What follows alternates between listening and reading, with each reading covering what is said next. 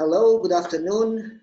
Welcome to the second edition of Romanian Workplace Management Forum, organized unfortunately online as a virtual event by ROWMF, by the Romanian Workplace and Facility Management Association.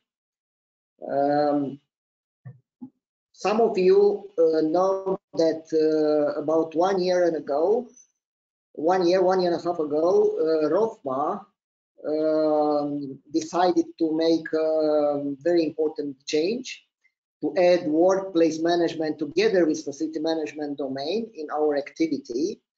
And of course, in the last year, we tried to put together different professionals from sectors, from domains regarding facilities management, regarding workplace management, human resources, and so on. We are preparing the first workplace management training course in Romania. We are preparing also other projects regarding workplace management. We have more and more members, new ROWMF members linked with workplace management. So our event today and tomorrow is just one step ahead in order to bring together the community, to bring together all the professionals to discuss about the latest developments in workplace management. First of all, I would like to address a few words about our partners, to thank them our support. So our main partner, the gold partner, Workspace Studio, thank you very much for your support. Alexandru Faraciu-Dida is also a panelist today.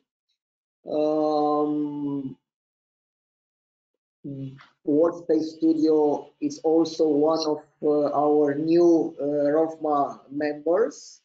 Thank you. Then we are speaking about silver partners. There is Green Forest and Sorantis TFM. We have two very important and traditional partners.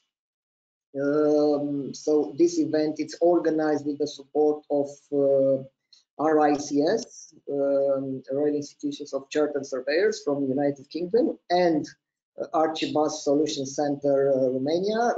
Archibus is providing us the platform for our event today, and in fact from the beginning of this crisis in March, they supported ROWMF providing the online platform for our event. Of course, we have two associations as partners. We have the Order of Architects, Bucharest branch, and we have ErgoWork. Now, as regarding our event, we have 2 full days. Hope with a lot of know-how and discussions. Today, our first panel will discuss together with very important professionals, and Anne Linek from Archibus will be the moderator, and she will introduce you our panelists from today. Tomorrow I will be the moderator, and we have another group of great panelists, great professionals in workplace management. So let's go directly to the first panel today, and I will give the floor to Anne Linek from Archibus. If you want to have to put some questions or if you have some comments, please use the questions area in the GoToWebinar control panel, and we'll submit your questions to our panelists. So good luck. Anne, please. Hello, everybody. This is the first ROWMF webinar event from my living room, so I welcome you all. And I hope we will all be able to hear each other and see each other and communicate, despite the fact that we are socially distant for the moment. But I hope that we can have the next event, face to face, like in the good old times, right? So my role today is to try to get out of this gentleman the best ideas in order to address some topics, right, related to the workplace management. The topics are there are 4 topics, right? Right, you can see them on the slides, and because online events impose some restrictions in terms of not talking in the same time with each other. I would kindly ask you to, dear panelists, to take the floor and express your opinion and based on your expertise, one by one, and we will hope to have some questions for the attendees. Please put the questions in the Q&A section, and hope for the best, to have a good event and share many very good ideas. So I would like to introduce our panelists today. I don't know if you know too much about them, but I have few words from everybody. So I will try to read with as much as intonation and charisma I can have today. So Lucien Opriș is Associate Director within the Office Department of the real estate consulting company Colliers International Romania. With over 12 years experience in the real estate field, Lucien is a specialist in transforming offices into business accelerators by facilitating an employee-centered process which aims to increase involvement, collaboration, and well-being in the office. Lucien invests in a deep understanding of the client's processes and needs, building solutions from scratch by combining 3 distinct services from workplace solutions, office leasing, and fit-out project management. Welcome, Lucien. Thank you very much. Alexandru Horațiu Didea is the founder and managing partner of Workspace Studio, the unique authorized accredited partner of Herman Miller in Romania. With a background in economics, finance, sociology, and business development, and more than 15 years of experience in ergonomics, design, and building and office furniture, Alex believes that culture, liberalism, human-centered design, superb customer service, and high quality are and should be the just foundation of office and business life and society in general. Welcome, Alex. Hi, everybody. Costi Ruse, we cannot hear you, I know, because you are having some connection issues, but welcome. He's the head of logistics at First Bank Romania, and his expertise is in insurance, banking, mortgage brokerage for administrative area. He had different positions in administrative department and an extensive experience in the setup of new functionalities inside companies or restructuring them, starting from the small and medium startups like Credit Zone to multinationals like NN, life insurance, pensions, health, Eurico, life, non-life, and health. Welcome, Costi. Hello. Richard Mochko. Currently, Richard is Chief Customer Care Officer at Pironova, Romania. But Richard was intensively involved in building the Romanian FF market, the facility management market, and ROWMF Association as well, right? He was acting as president of ROWMF for 2 years and currently is in the board of the association. He knows the FM processes from inside out because he held the position of head of FM services for many years and also went to study FM in UK at Sheffield University, and I'm sure he will use his expertise in FM and workplace to give his opinion today. Welcome, Richard. Hi, everybody. And but not least, of course, Alexander Redline is a professor doctor in the University of for Real Estate and Facility Management at Vienna University of Technology, and currently president of the Real Estate REEUG and past president of IFMA Austria. He was also executive board member of ROWMF. After his interdisciplinary studies at the Vienna University of Technology and the Vienna University of Economics and Business Administration, he is now engaged in research, education, and consultancy in the area of facility management for more than 20 years. He is head of Institute for Real Estate and Facility Management at the Vienna University of Technology, which consists of 15 researchers.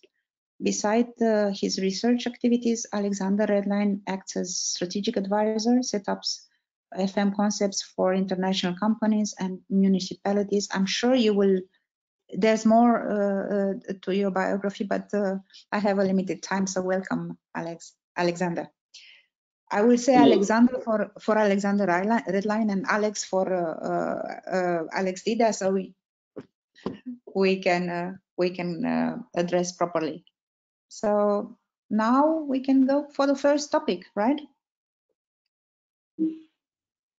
Would you please put it on the slide as well so everybody see the topic, which is actually the impact of these challenging times on workplace management. Lucien, please. Hello, everyone. Thank you very much for the invite. I would like to start off with my office advisory hat.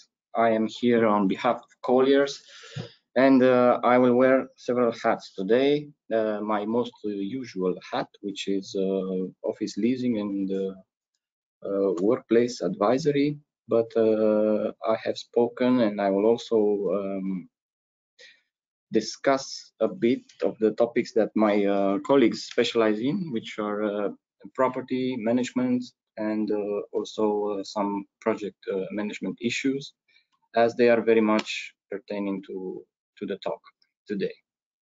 So I decided in this brief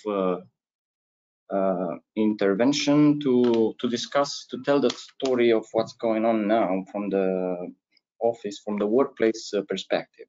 And I would like to go through 4 categories of actors that operate in and around the workplace: the companies, the landlords, the people themselves, and the service providers.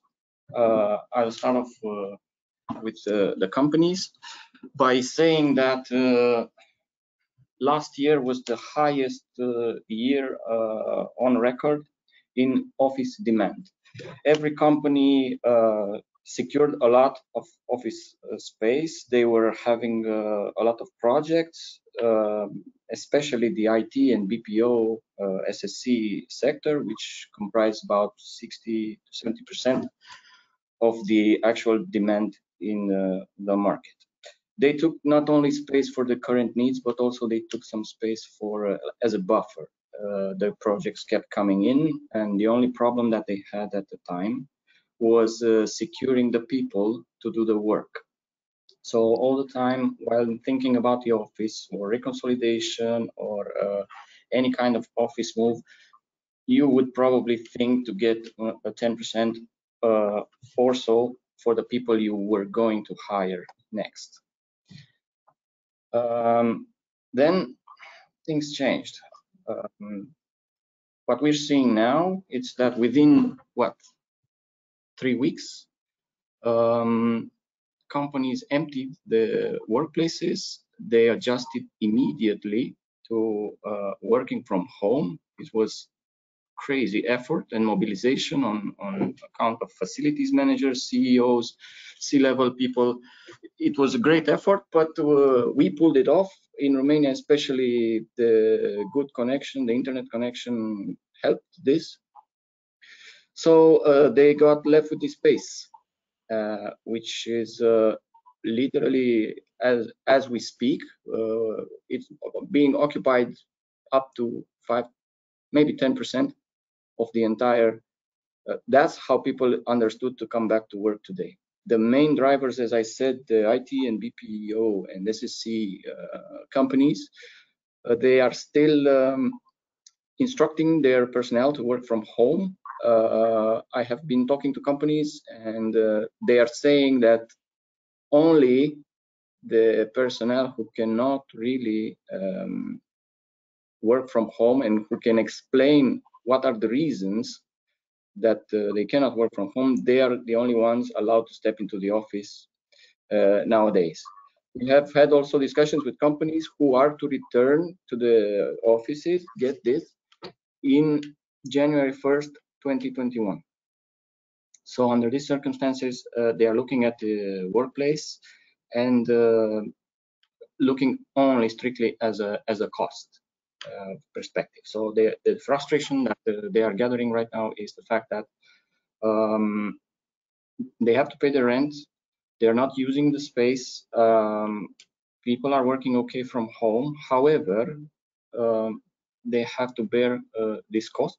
Some of them bear it nicely, and it's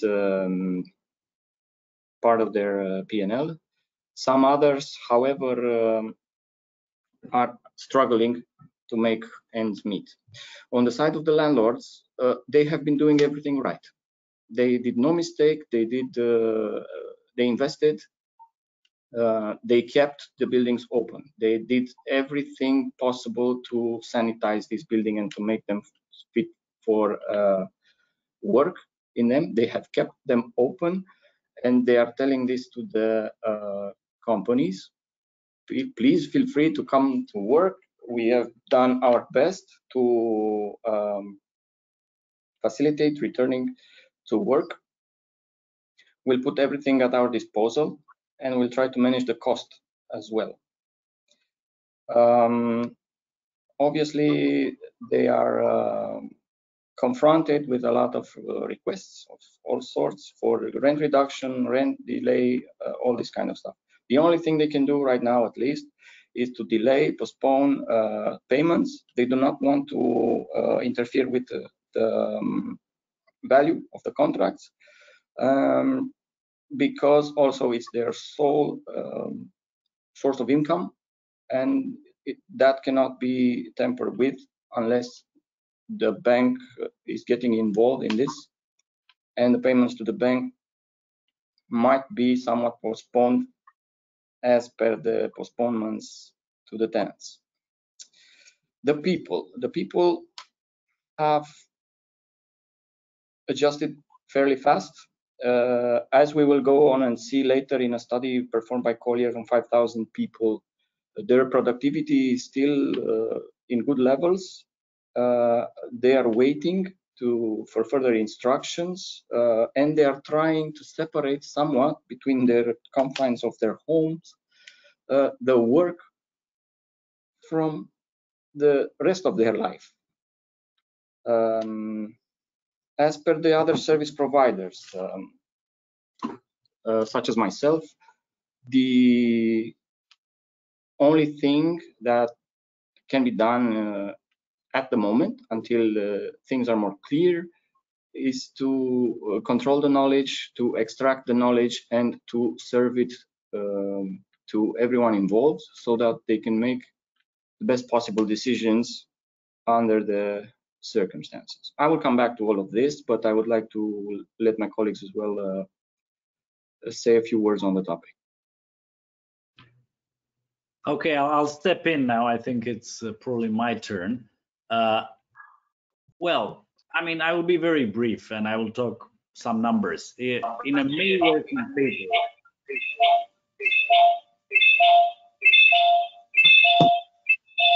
this is not for me. Okay, can you hear me now? All right.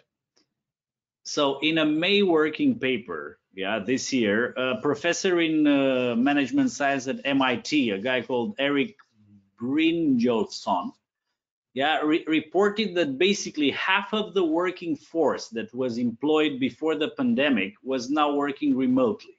To give you a perspective, in before the virus, yeah, there was a study, an estimation made end of last year, and 15% of the 15% of the workforce were working remotely, and in the 2018, 5.3% of the Americans, yeah, we are talking about the States, worked from home full time. Yeah, so there was a clear and huge increase in the number of people that are working from home.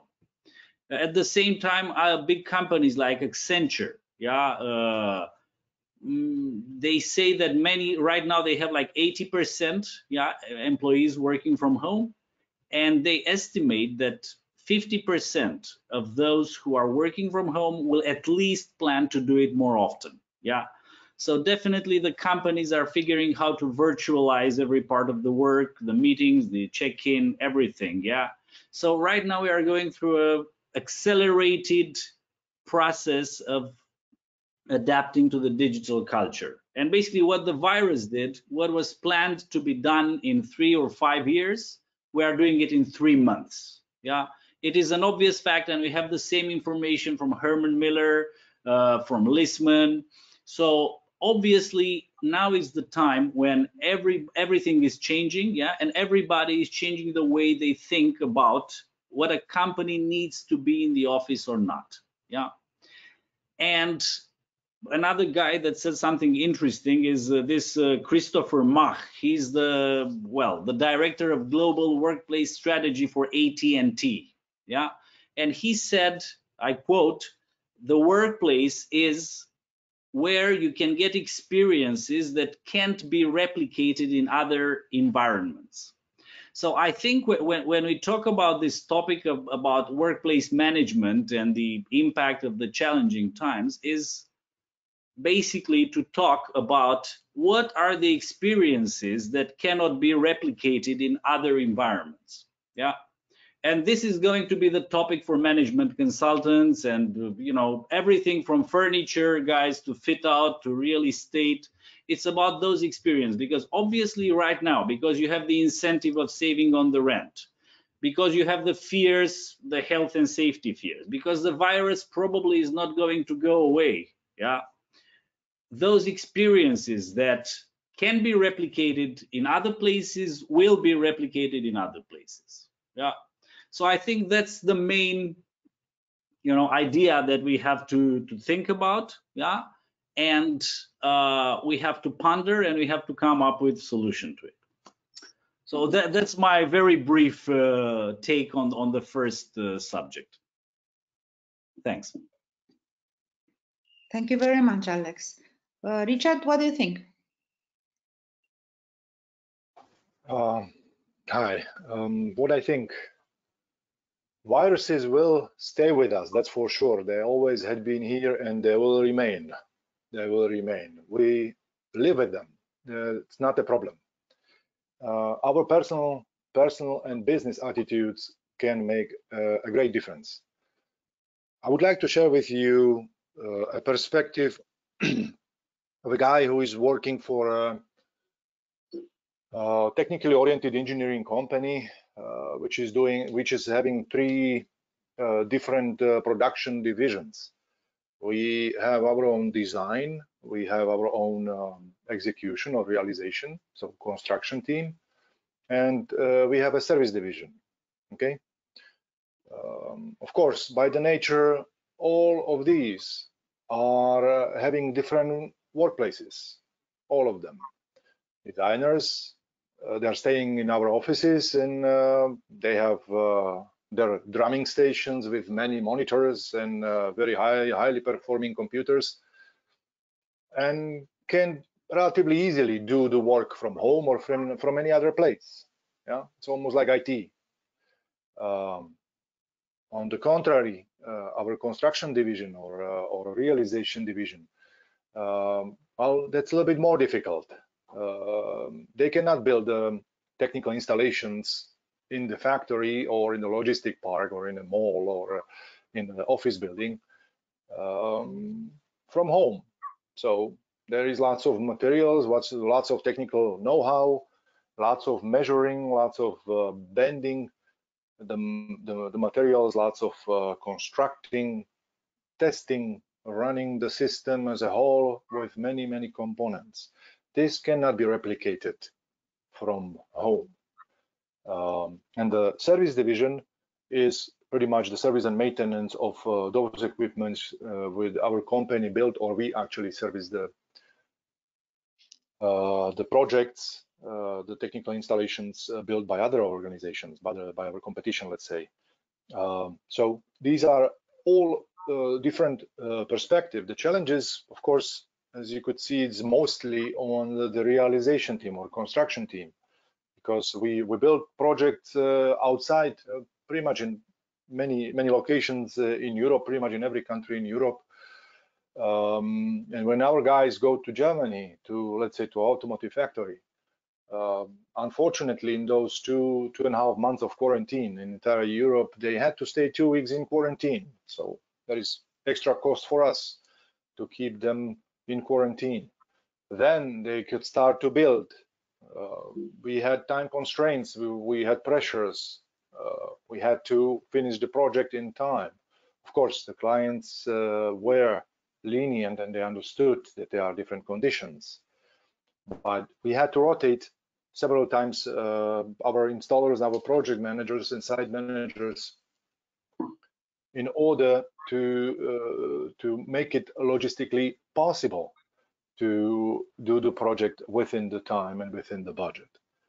So those were the greatest challenges in the service division, which is also based on the projects in the fields. Let's say we were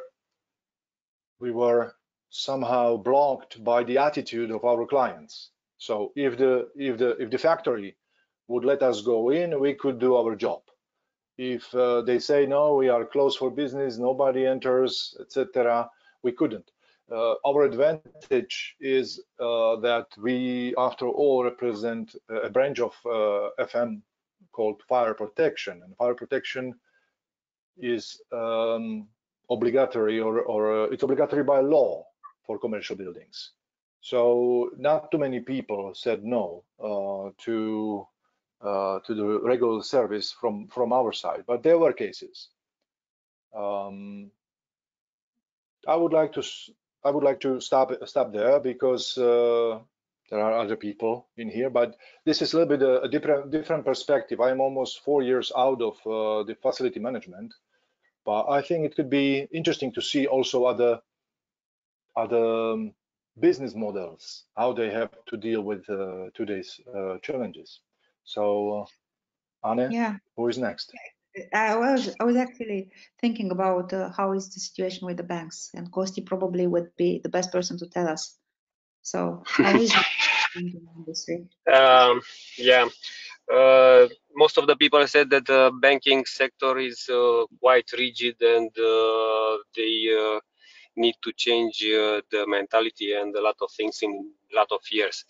But this COVID make us to change a lot of things in weeks.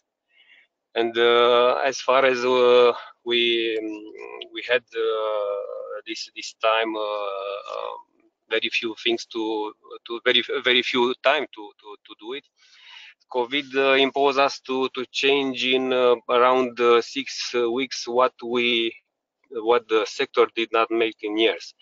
And now 4 years ago, when I was in another sector, insurance, pensions, we struggled at that moment to reach 20% of the work from home, and now in 6 weeks we had 70%. So a lot of changes, and of course this is the easiest thing to do it with work from home, shared desk, and so on. But the mentality is the hardest thing to change it.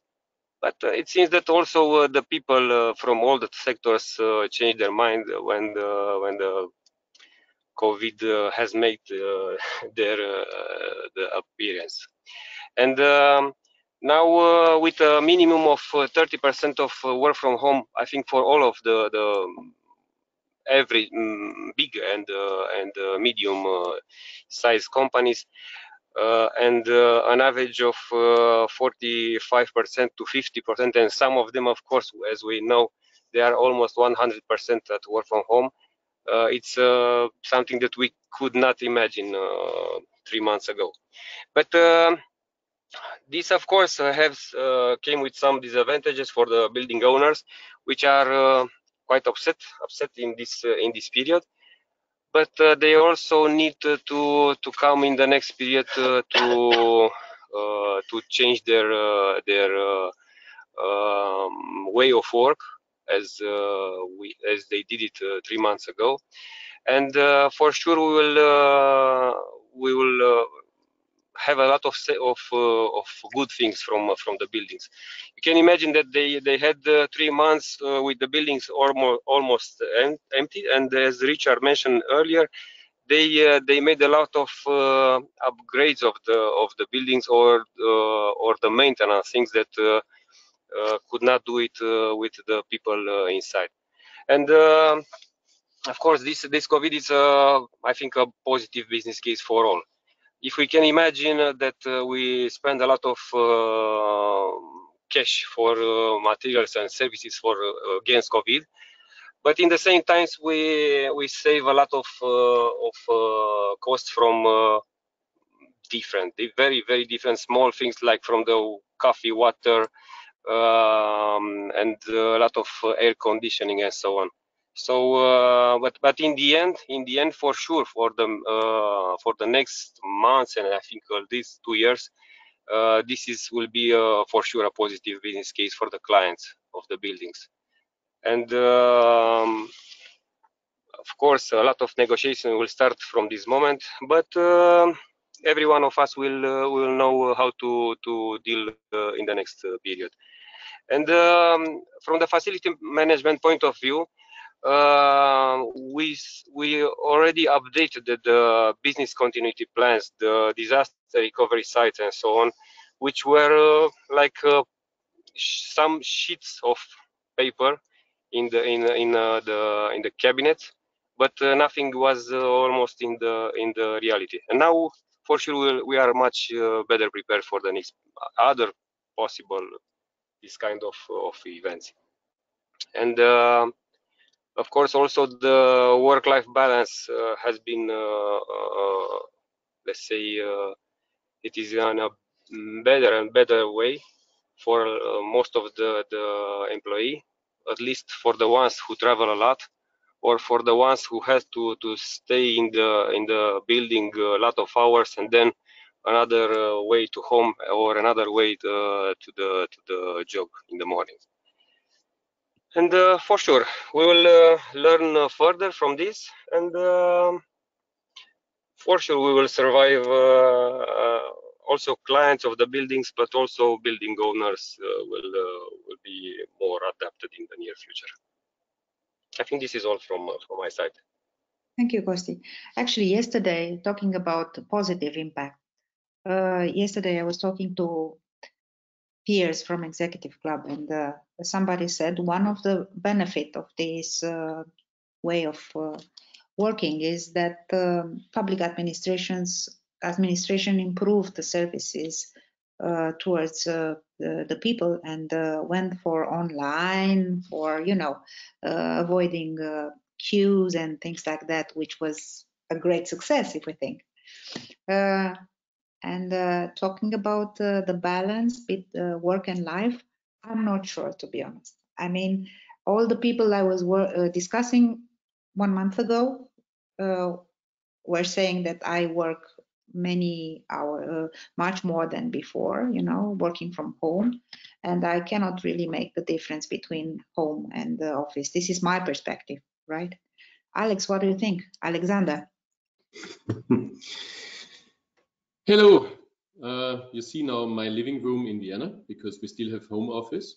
And what I would like to concentrate is what Lucien and Alex already started to mention, which is the change of the core business. You talk about 6 weeks of the change. No, one of my friends running one of the largest legal consulting company in Vienna had to do it in 3 days, because when I came home from India, which was on Tuesday, we already had the rumors in Vienna that there will be some close downs, and on Friday they announced that on Monday, so Friday weekend, Monday, everybody has to work from home. Because I recognized already when I have been in India that this is not just a flu, but is a little bit more. When I came home on Tuesday, I went immediately to the office and told my IT guys, give all of my people a laptop so that they can work at home. And Alexandra, you're totally right, but we had really to do this in Austria because of the regulations within 3 days. Within 3 days, 100% of people were working from home.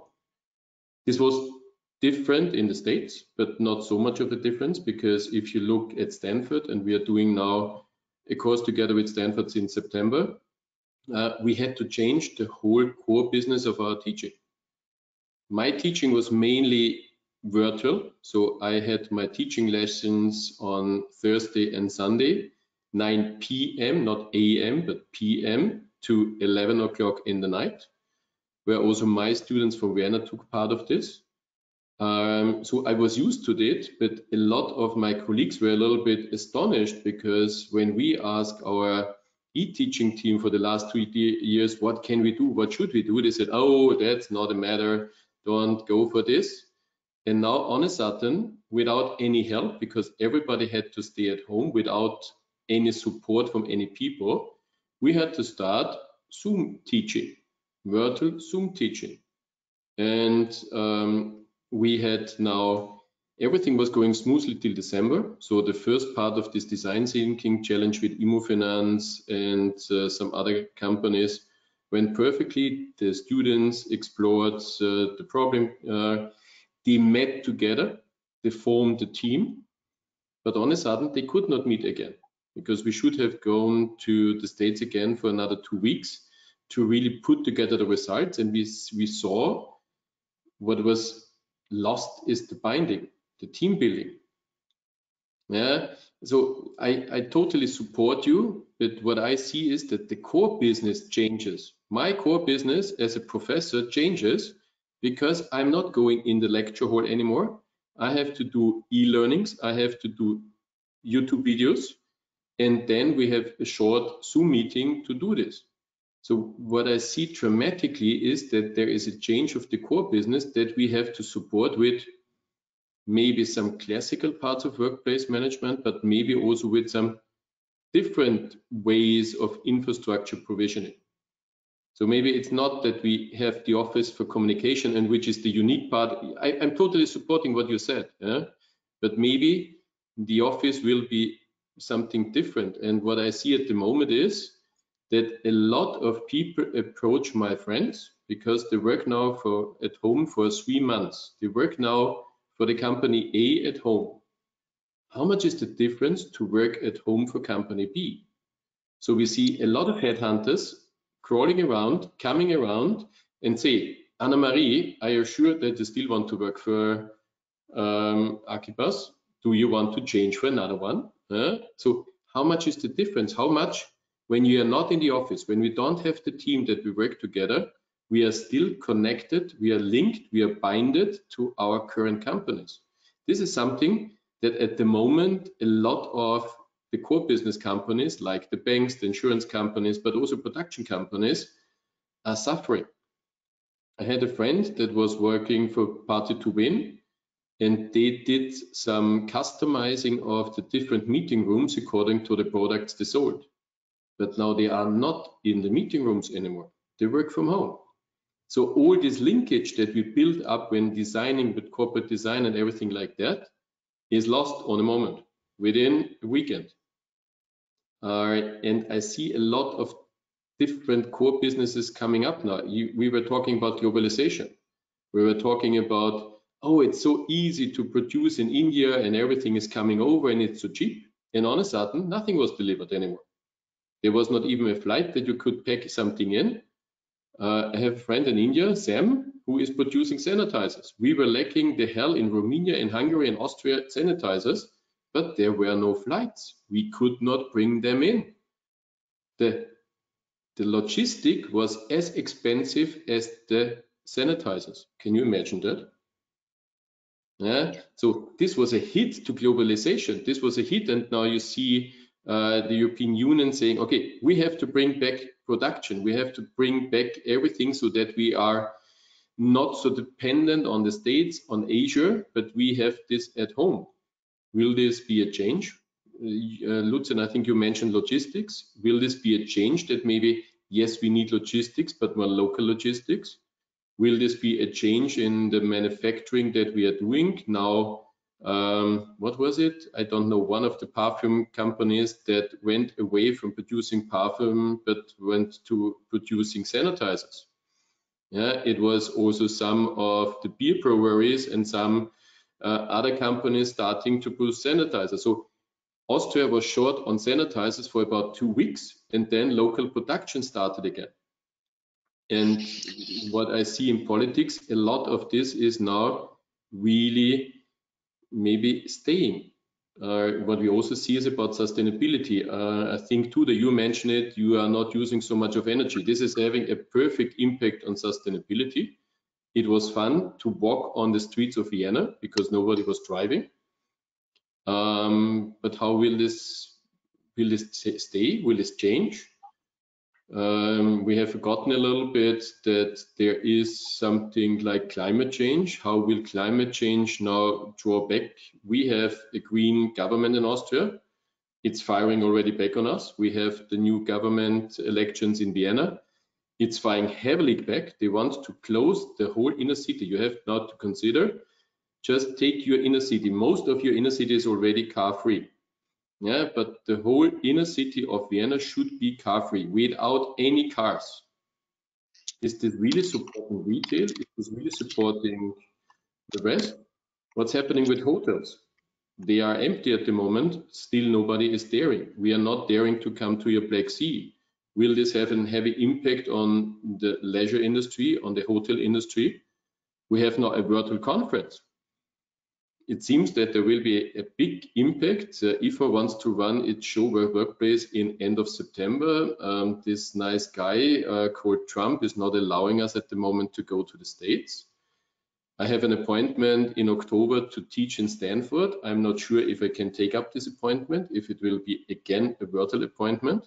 So I see a dramatic change of the core business that will impact dramatically the demand for services, the demand for infrastructure, the demand for housing. If you are having 50 square meters of a flat, are you really capable of working at home properly? Can you concentrate? If you have a spouse, is this possible that you work there? It's exactly the second topic, and I thank you that you are running smoothly the transition, because I was thinking while you are talking that the paradigm can change not only because the core business is changing, which can happen, of course, and it happened, but also because working from home, not 100%, like 30%, whatever the percentage, this might have an impact, right?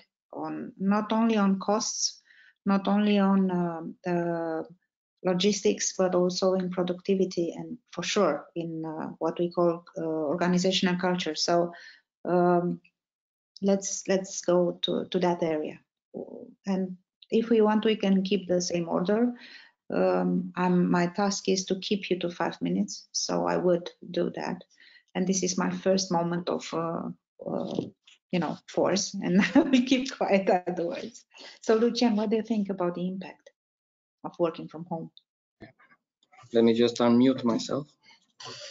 So I will share with you in the second part, talking about the effects of working from home, some findings that we have from a study that we have performed. From it started on March and it finished in June. There were 5,000 participants from all over the world. the regions were the business region, which we know, the Americas, both North and South, Asia Pacific, and EMEA. So I will just read some of the stuff and I will just say something. After COVID, 82% of employees want to work from home 1 day or more. This is one thing. In average, people want to work 2 days per week at home. This number is basically resulting from those who want to work 1 or 2 weeks from home, which are a lot, and then from those who want to work 3 to 4 days from home, which are significant, and also those who want to work more than 4 weeks. There are crazy people, in my view at least, who want to work more than 4 days per week from home. So aggregated, this leads to the fact that 2 days per week out of a 5 days work week, people would prefer to work at home. The study goes further and they say that 70% of the people who never worked from home, never in their life before, would like to work 1 day per week from home. So they never tested it, but they would really like to have at least 1 day working from home in the future. Related to productivity, the survey has revealed something that it's pretty standard, I would say, and in line to all the other feedback that I've seen in other studies. So 51% say that their productivity has not changed at all. 23% say their productivity decreased, but 26% say their productivity increased. We don't know yet. This could be over a small period of time, and we don't know what would happen if they were forced to work from home perpetually for another period or so. But what we can deduct from this is that the combination of working from the office with working from home is beneficial to productivity, or at least it is not harming productivity. What also we have discovered is that living arrangements have an impact on productivity, which means if you have kids, if you have a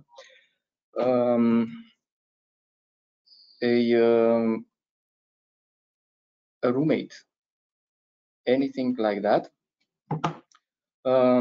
you may experience a decrease in productivity. And for these people, solutions are being cooked.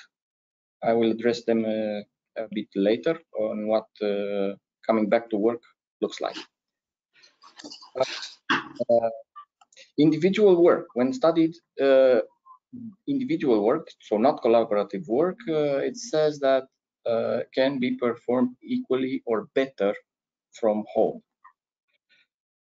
Collaboration, however, is suffering, and the top three things that the people miss is being able to collaborate directly, bumping into coworkers at the job, and the separation between work and home life. So it's not that the balance is not okay, but the separation has some is suffering a bit. I don't know how, it's a bit philosophical. I don't know how to explain this. The study is quite fresh, but it's an interesting point of view how the work-life balance results to be fine, but the work-life separation is a problem. Okay, what else? Strongest desire to work from home is in the sectors of pharma, tech, education, and research. Least desire in retail, as expected, least desire to work from home, as expected, is in retail, legal, transport, and logistics. About connecting to one another, the connection question revealed that 70% of the people still felt connected to their team. So the Zoom is doing its job in percent of 76%. And also there is no correlation found between being connected and using a camera during virtual meetings. So seeing the face or not seeing a face apparently has no impact in the sentiment of connectivity to one another. Okay, 63% state their work-life balance has improved. 63%, that's a number that if the rest were somewhat intuitive, this one is, how do you say, a thing to wonder and to repeat after 3 months. Those working from a closed, dedicated room show a significantly higher improvement in work-life balance, which means if you're in the living room, working from the living room with the kids running around, you might not have the same opinion that your work-life balance is amazing. But if you have a dedicated office with a nice chair and a nice desk and great connectivity, you might feel that you are where you're supposed to be. I'll be finished in a moment. With regards to management style, 88% of people or respondents indicate that their manager is able to manage virtually. So they are happy with what's going on with the relationship with their managers. I'm coming back a bit to the 2 days required, 2 days per week to work from home, and I have here some numbers that say it's an aggregate, and I have 2 examples. For example, in the tech industry, they have asked for 2.4 days, so more than the average, and in the legal industry, 1.7 days is more than enough for working from home. So this productivity, the increased productivity apparently, and the work-life balance, these are the 2 main drivers between work from home desire. So this is what drives working from home desire. We'll come back to the work from home desire, but these are the factors: the productivity and the work-life balance. There are some impacts also. I continue what Alexander said and what Anne said. We also have that environmental impact is positive, at least in the first instance. There was a study for London, and it seems like 50% less dangerous emissions were discovered during the lockdown period. And also there's a huge reduction in paper, plastic cups, containers, cutlery, and all this other stuff. It seems that if you stay home, you don't use this at all, which is beneficial for the and GDP. GDP. Nothing too important. I think there was also a reduction in power consumption, but this is not sustainable when under lockdown it was applied, but obviously the buildings need to stay open, so you consume electricity both at home and your colleagues consume it. The 10% of colleagues that are coming to work, they will consume about the same. So this is not really a saving, but rather a waste they consider. And also someone said also about the larger pool of tenants. Alexander, I believe he said, and we share the same opinion, that you can pretty much hire anyone across the world if they don't need to be there physically. And also coming to work just 2 or 3 days per week, they will make employees accept longer commutes. It makes sense because you just hop in your car once or twice per week, you can do a longer distance. This is pretty much the results of the findings and the impact of working from home and how is it changing. Alex, you have some data as well, I think.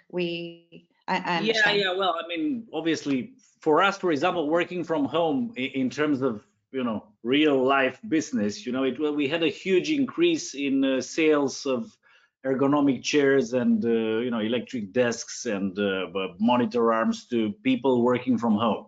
So obviously there was a huge need of people building their own offices at home. But what do we know? Because also, you know, I am not a professor, but I studied a little bit. Basically, we knew since 2012, yeah, there were many studies about the work from home, and all of them proved the productivity is going up. Yeah, so there were many studies done by various faculties in America, by Accenture, by different companies. So it's very clear that people working from home are productive. Yeah, so I will not talk too much about that, because there are different numbers, but apparently productivity is rising from 5% to 20%. Yeah, when you work from home, you also reduce the time of travel. So there are some advantages. Yeah. But now, because we've been a few months already working from home, there are, and also I have clients telling me that besides the work-life balance going away, there are a few pitfalls. And one of them is and I got this feedback also. Herman Miller has a research division, yeah, and they made some studies as well, and they are working with Leased as well. And apparently the biggest risk is, funny enough, burnout from home, yeah, because you work from home, you no longer have a clear schedule.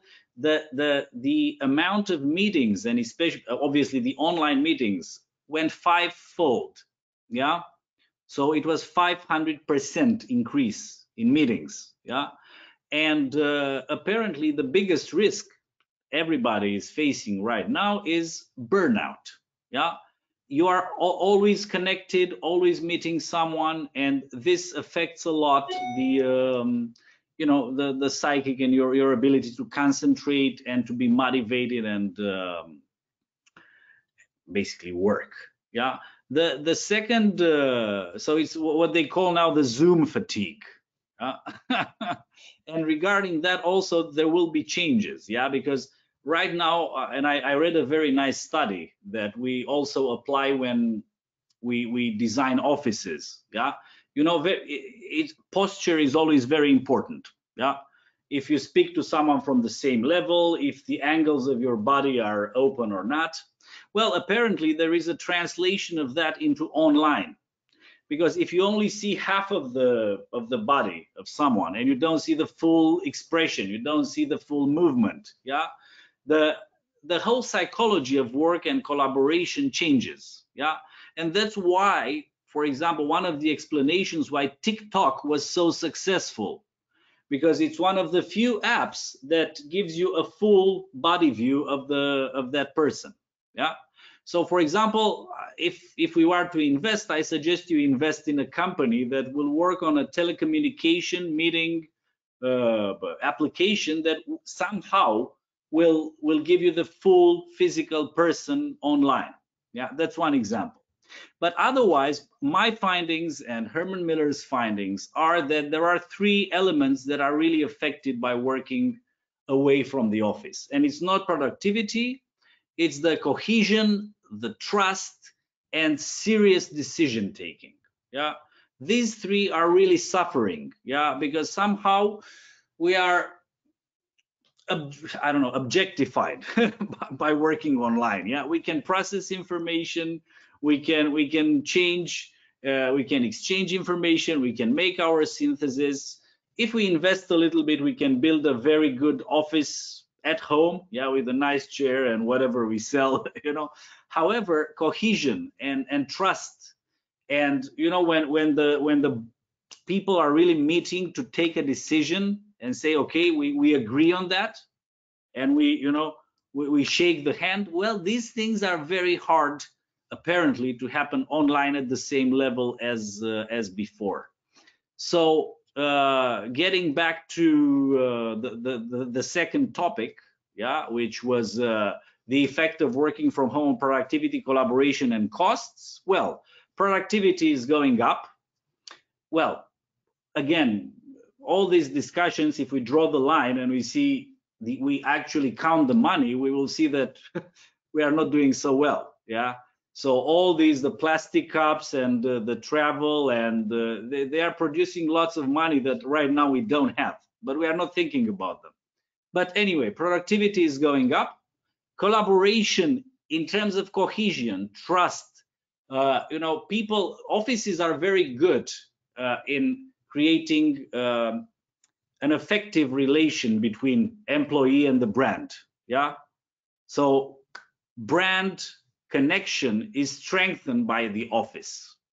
Right now, this thing is lost. So trust, cohesion are going down, and costs are going down. Yeah, obviously. So, and already companies are investing. We had this with many big companies in building. They gave incentives, they give special discounts for people to build offices at home. Why? Because even if they do that, the cost is still good for the company.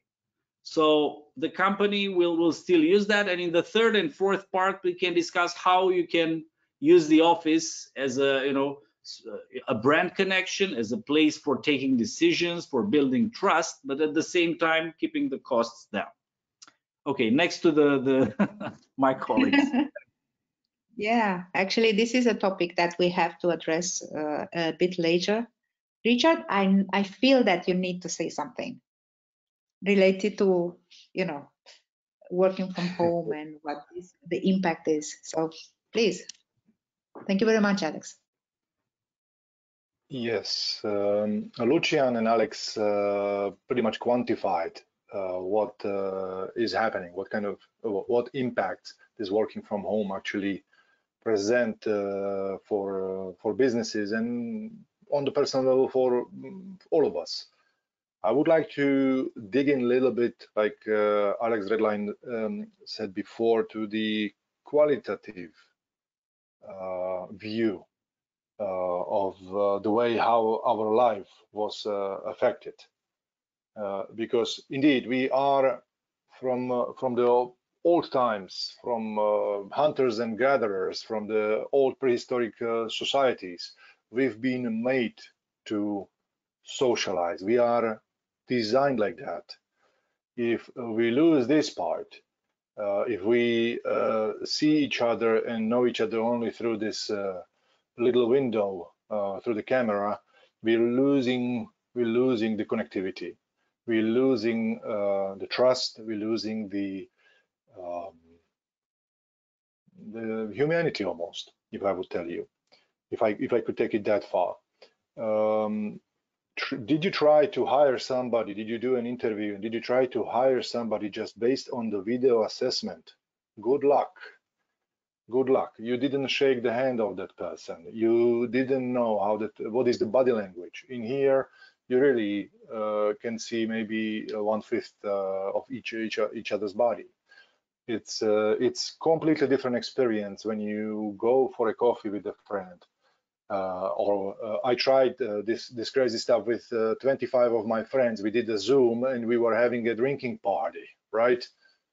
We didn't repeat it, okay? I miss my friends dearly, but we didn't repeat it because it was not the same thing. This is an optical illusion. And yes, we all go through the digitalization. That's almost inevitable. Companies which will not invest in digitalization and Internet of Things, Industry 4.0, in 10 years will be obsolete. This is the fact. All the major players, Siemens, IBM, Robert Bosch, name it, they all manufacture with this idea in the head. To make it shorter, we had in our organization, we had a possibility to work from home. That was not a problem. And I agree, time to time, it can be beneficial. It can be beneficial depending on the activity. But some activities cannot have work from home.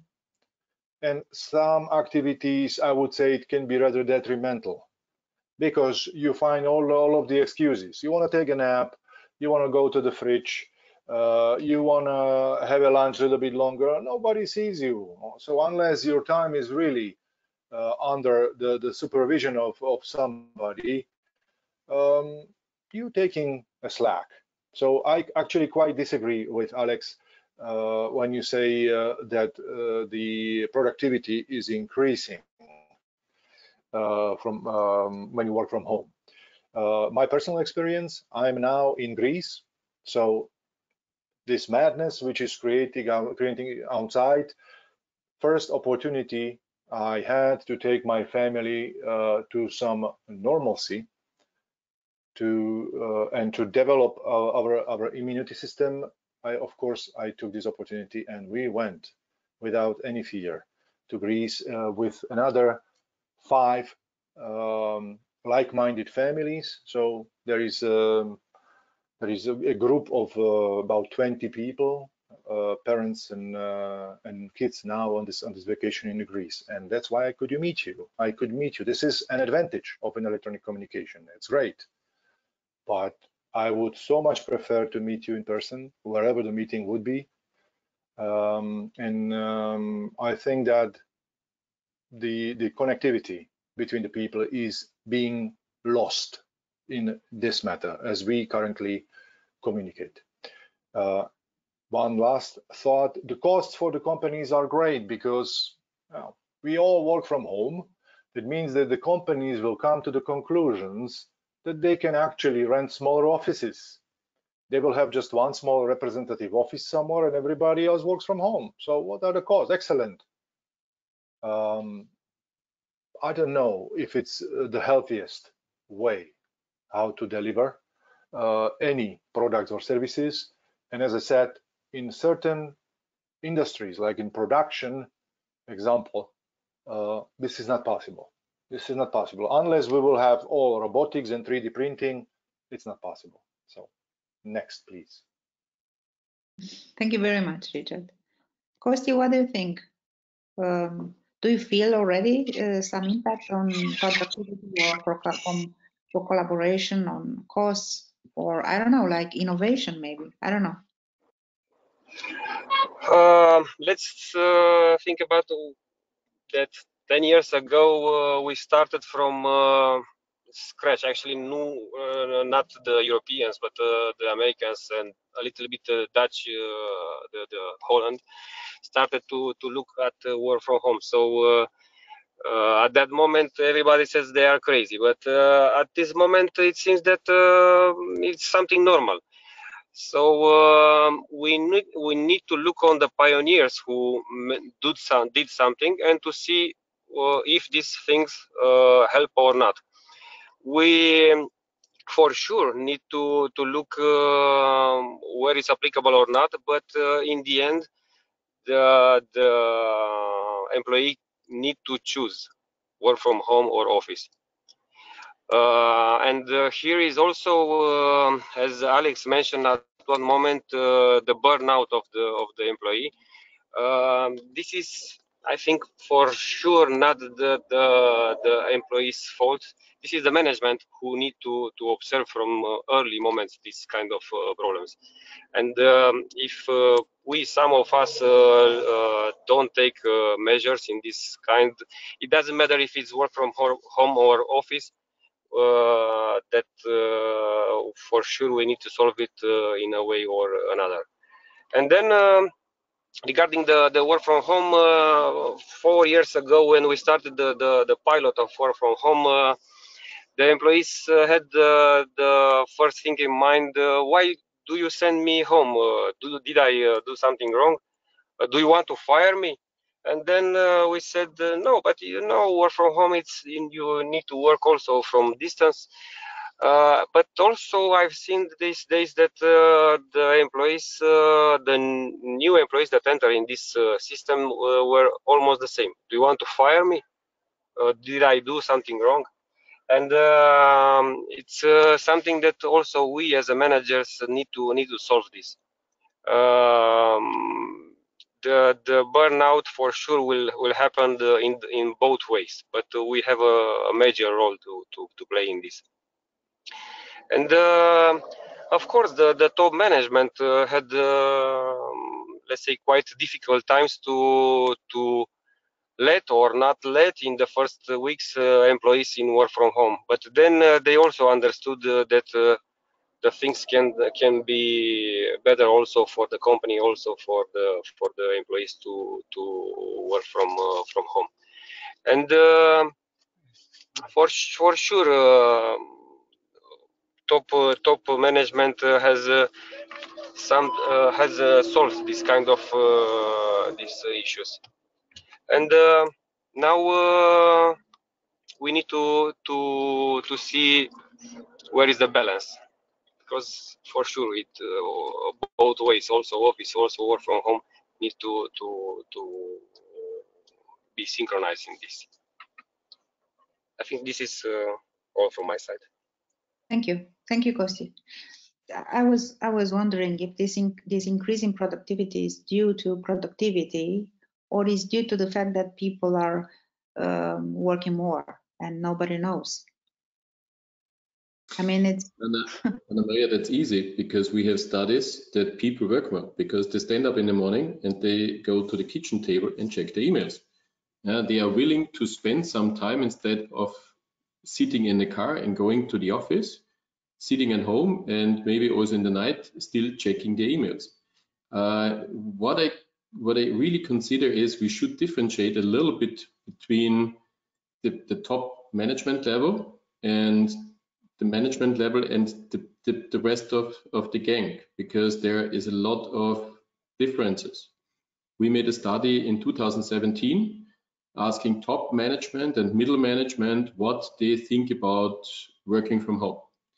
And we had quite interesting feedbacks, because the top management always was used to lead by KPIs.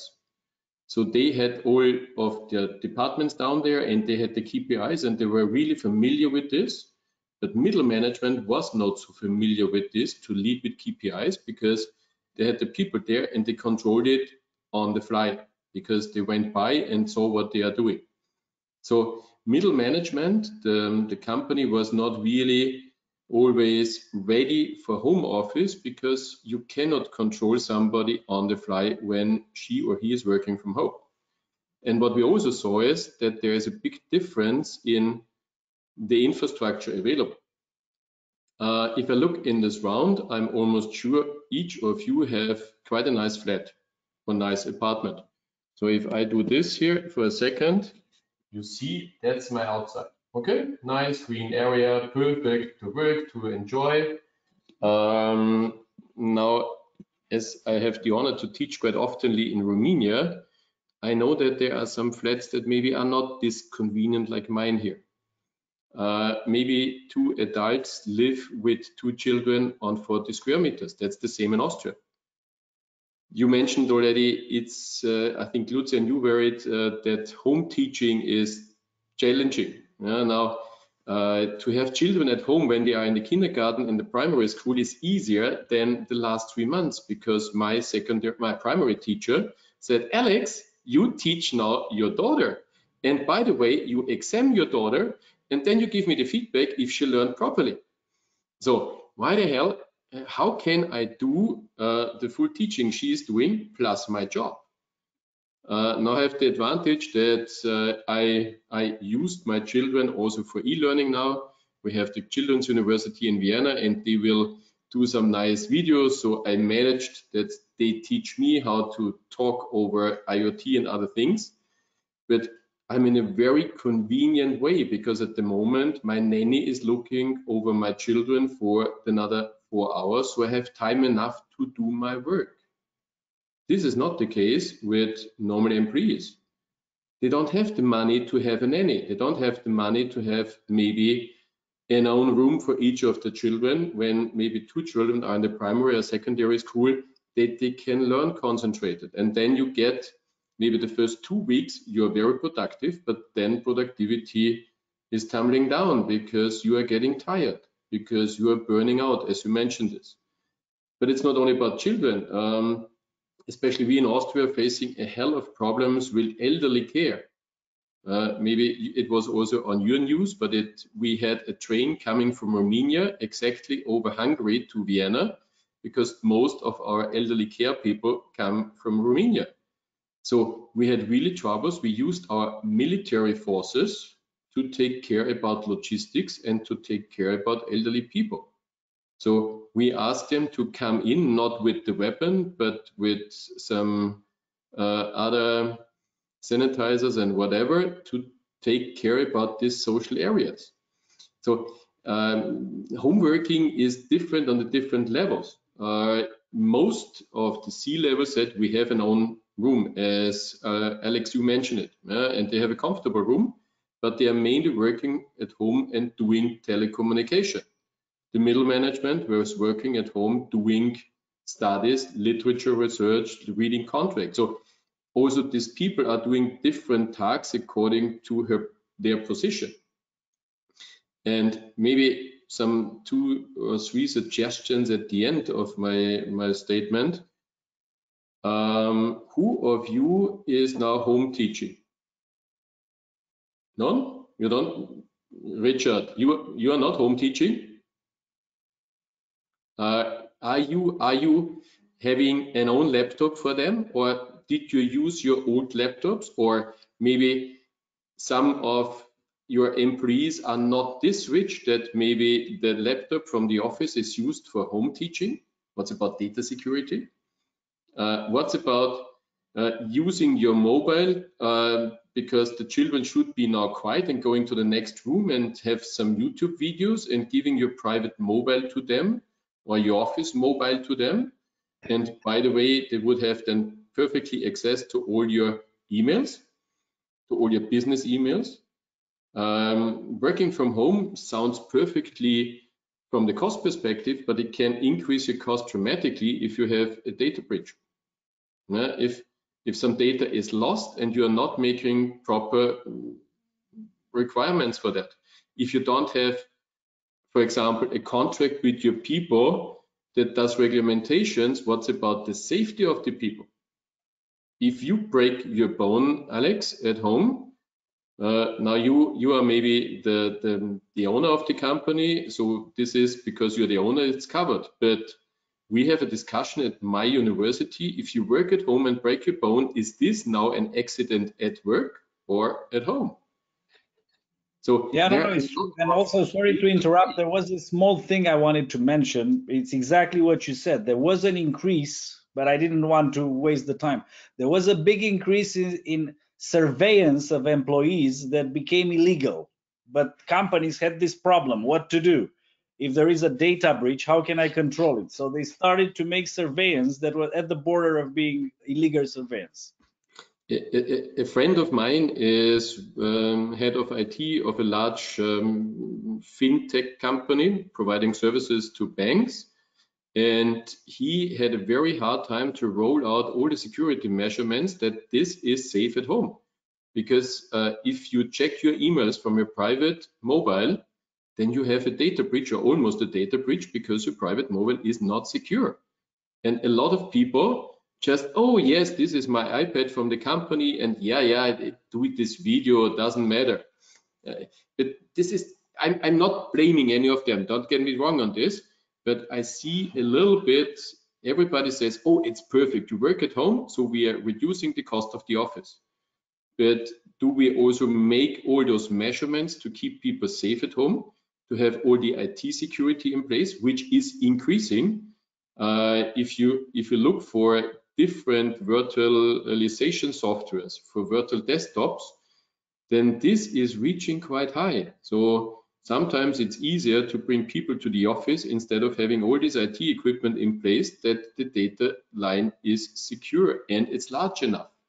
You mentioned you have this big advantage of good infrastructure in Romania.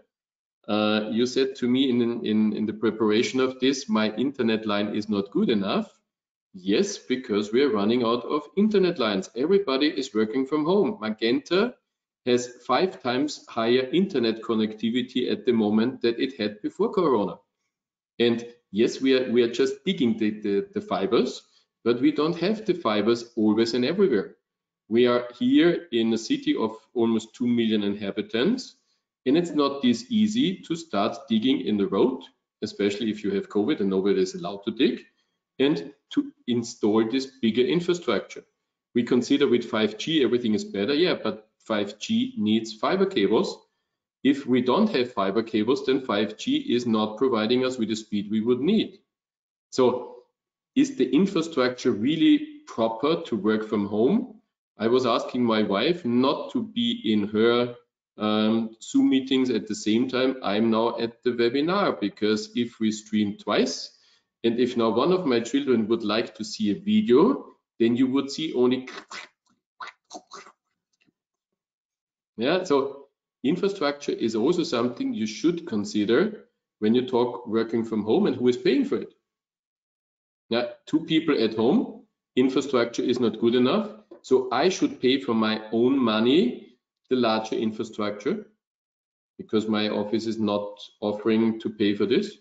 So I think a lot of interesting questions if you go to the side of your employees, and to have this data security, the safety, this provision of infrastructure.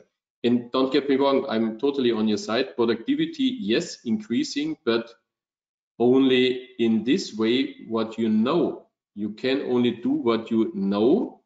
And this is the big advantage of an office. When we did the films here now the last 2 weeks, my new assistant said, oh, maybe you should do it this way. And I said, yes, I'm teaching now this slide for 5 years, but you're totally right. This approach is much better than my existing slide. So getting new ideas in to learn from different perspectives is nothing you get when you only work at home. Alex, thank you very much. Just one question, please. What about changing a little bit the paradigm? Instead of, let's say, using this term working from home, what about changing a little bit from working from home to working from everywhere? What do you think about this? You're disrupting my last statement already at the moment. Because what I see is that there will be, I think, a change. I'm talking quite intensively with Dietmar Reindl, the COO of Immofinanz, that is already preparing in some of these directions. I'm sure Lucien will also start with this if I read his studies properly. You will have a mixture, but maybe you don't go to the main office, but you're asking the wrong person, because I'm a traveler, not only for leisure, but mainly for job purpose. And yes, I'm working from everywhere. I'm having my private office, so to say, in Stanford, in Vienna, in India.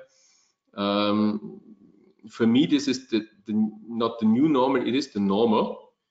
But what I'm lacking everywhere is the 3 points that I mentioned: the data security. Yeah, and you never know if you're working in a hotel room, how many cameras there are. I was teaching last year in China, and it was interesting how fast my connectivity was if I was not using VPN. And when I used the VPN to my university, the speed of any interaction was dramatically reduced. And it was not because of the VPN, because this works in Romania properly, only in China, because I consider maybe some people tried to bring me away from using VPN so that it's easier to read my emails and to get access to my data. Even if you, and I'm very aware, my mobile is only available if my fingerprint is there. My children know this. So my children are not going for my mobile because it doesn't make fun just to look on a black screen. But I see a lot of my friends that were a little bit astonished what I can do when their children fetched their mobiles. Just for fun reasons, of course, but to show them what is about data security. And infrastructure is really a hammer. I love to be in Romania, but being in the States, in Stanford, it is dramatically, I'm using not Skype anymore. Skype is using too much of infrastructure. I'm using WhatsApp and other equipment that is reducing the data exchange rate dramatically in the States, because otherwise it's not proper to work there properly.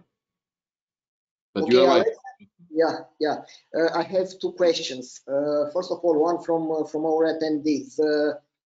As regarding Lucien, could you mention which study you were referring to, or could you please share the numbers you mentioned? Please.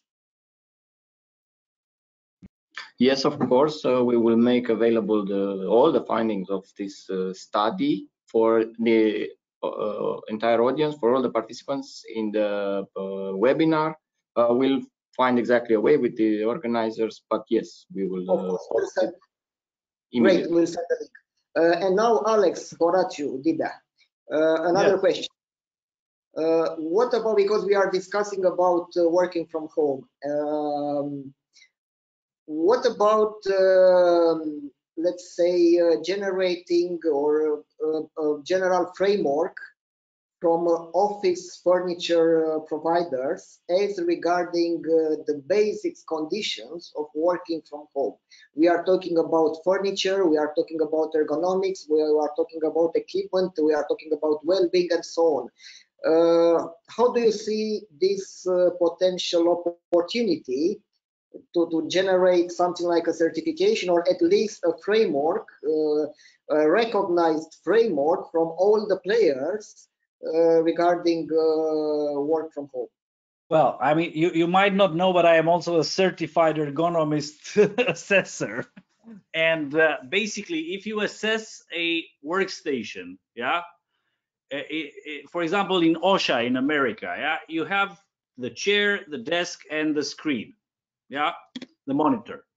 At least 2 of the 3 must be adjustable in order to have an ergonomic workstation. Ideally, you should have all 3 of them adjustable, yeah.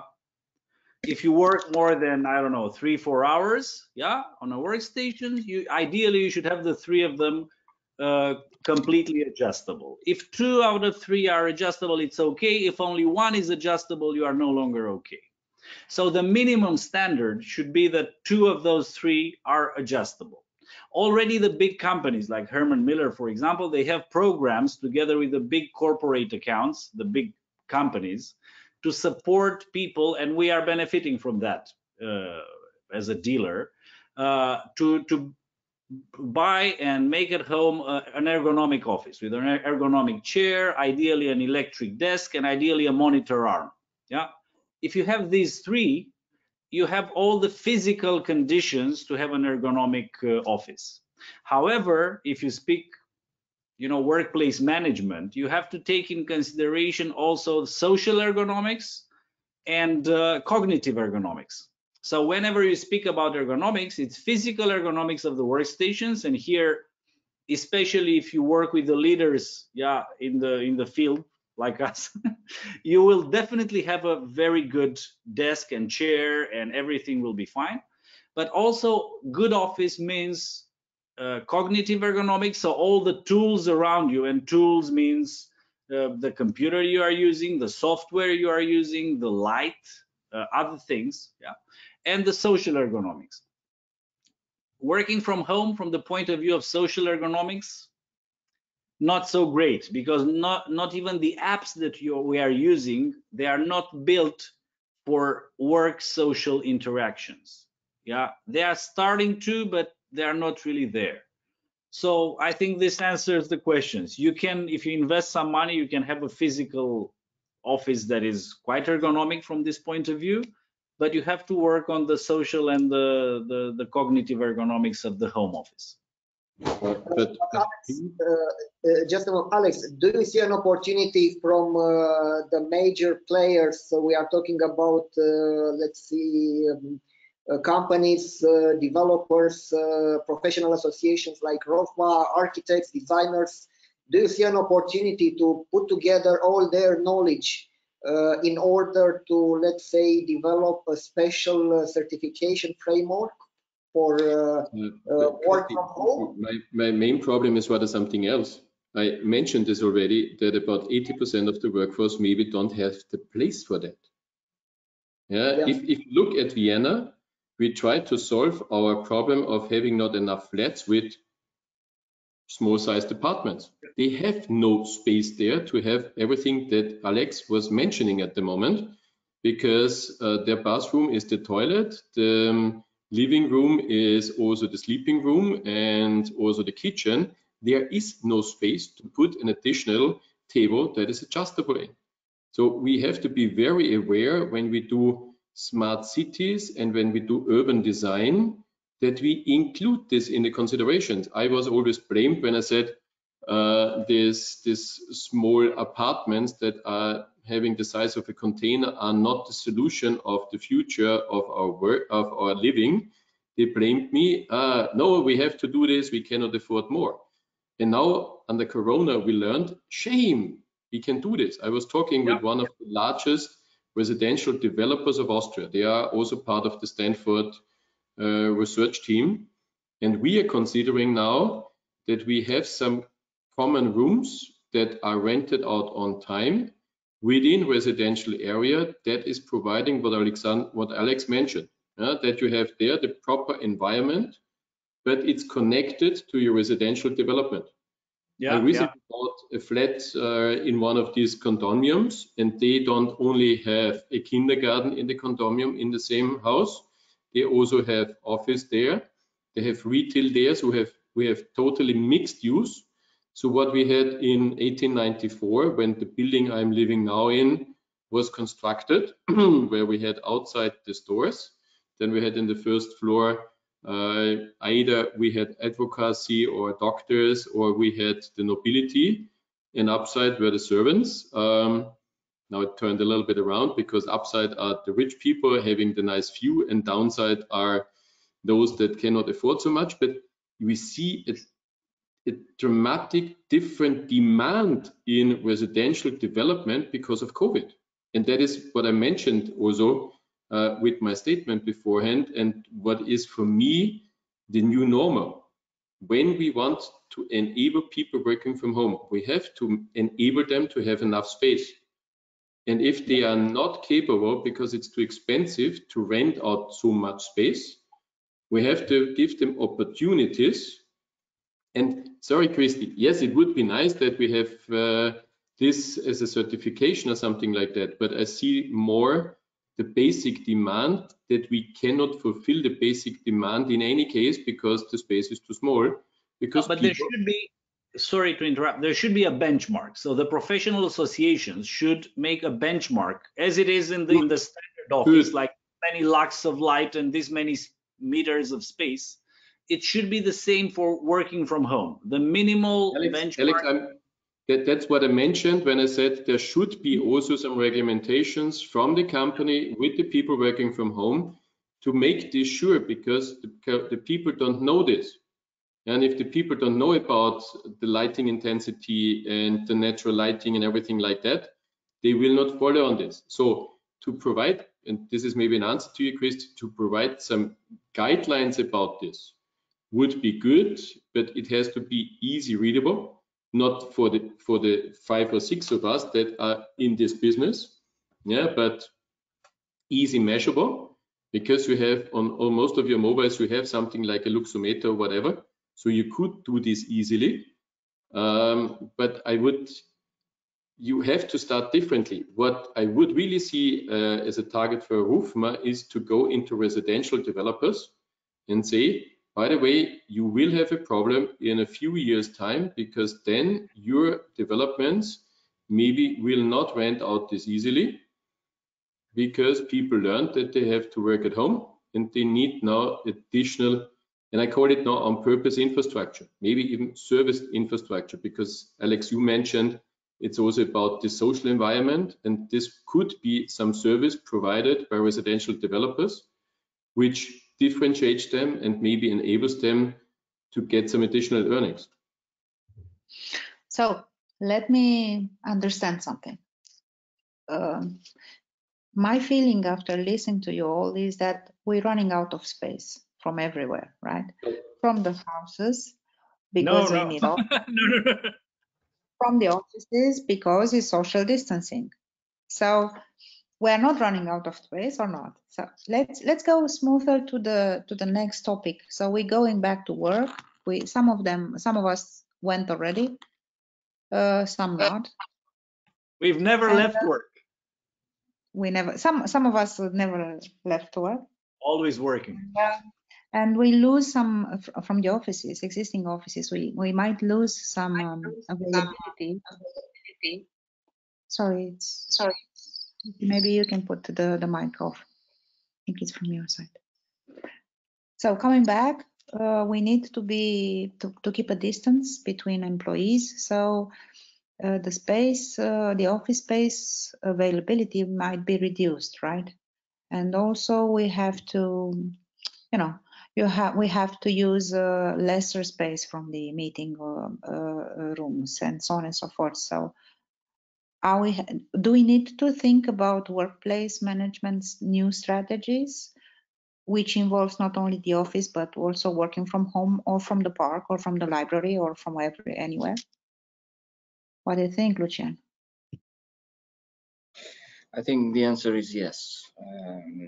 We will need all of these. Coming back to the question, are we running out of space? I will put my hat of the numbers guy today, since I gave you so many numbers. I will give you one more.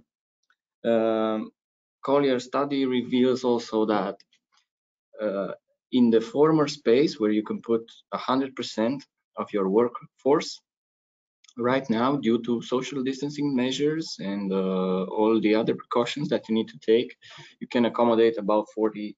If you're lucky, you get to put 50% of the people in the same space.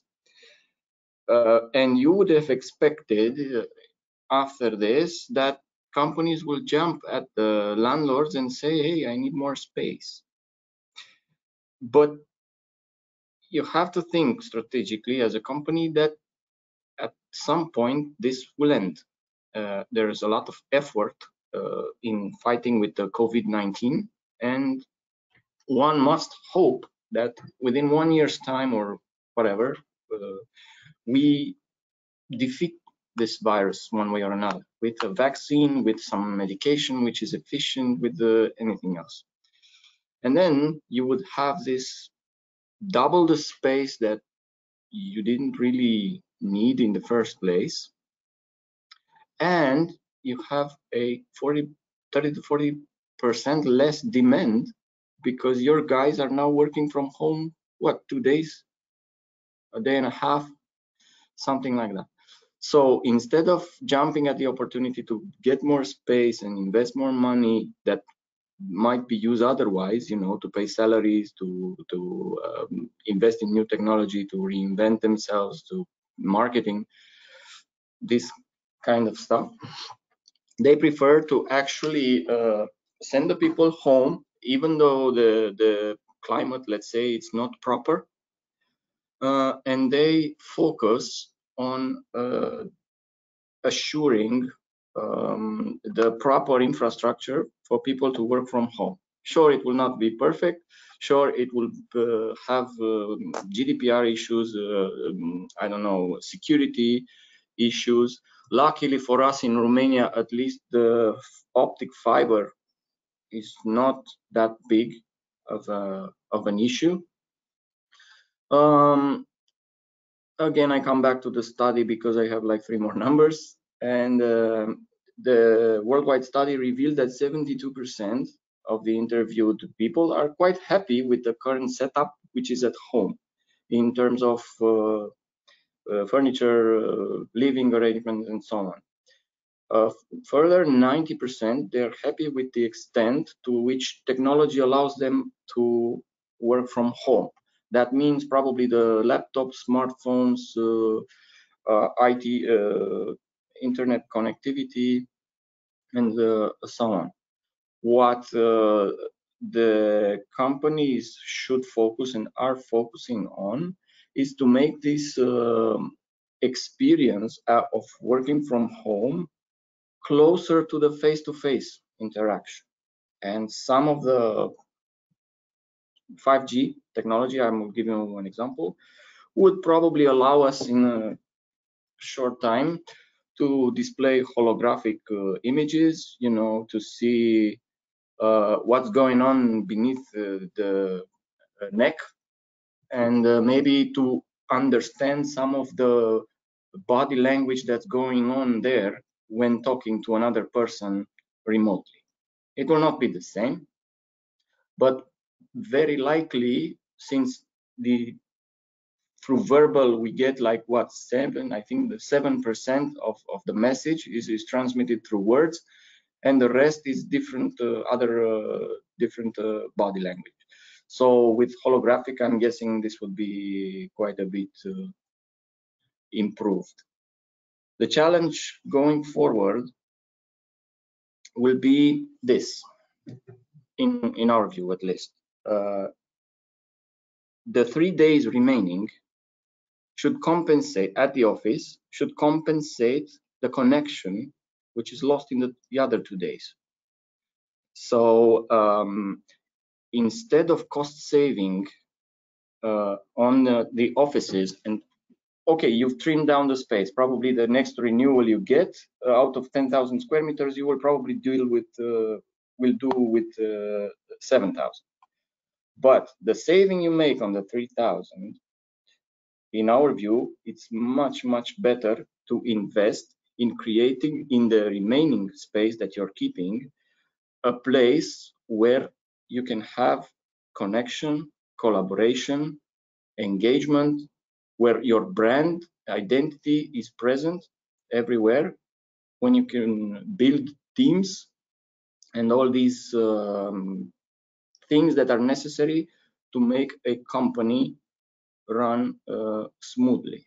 So you should facilitate this office. This office should be amazing so that you want to come to it and you get what you need from it to last you for the other days that you are at home, so that you do not disturb the balance. I'm shorter this time because I was longer last time, so feel free to take over. Thank you. Thank you very much. Alex, I think it's your turn. Okay.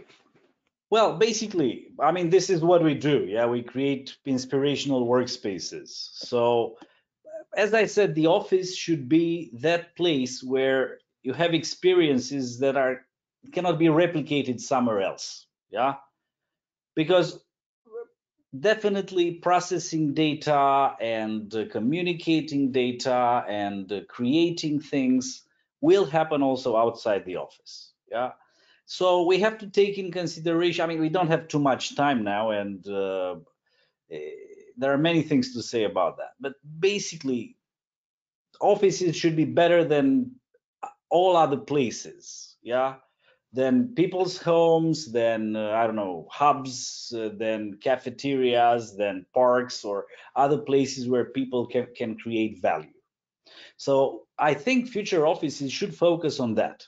Be amazing spaces for do the things that you cannot do somewhere else, and create value. Yeah. And of course, people are neophiliac. You know, people like new things.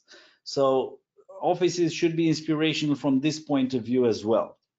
So, and of course, there's a variety of solutions, yeah, from management approach to the tools you can provide in the office, technology, yeah, and of course, office design and furniture and materials and architectural products and colors and textures, yeah, and facilities, yeah. So there is no one size fits all solution, yeah, when you speak about office design and office furniture and solutions, yeah. But they should all be focused on well-being, ergonomics, and providing all the tools and all the feelings, all the emotions that people need, yeah, to create value that cannot be really replicated somewhere else, yeah. And of course, for details, we can have a different conference or a different discussion, because you can go into huge detail when you speak about materials, when you speak about ergonomics, when you speak about technical solutions or colors or whatever. Yeah.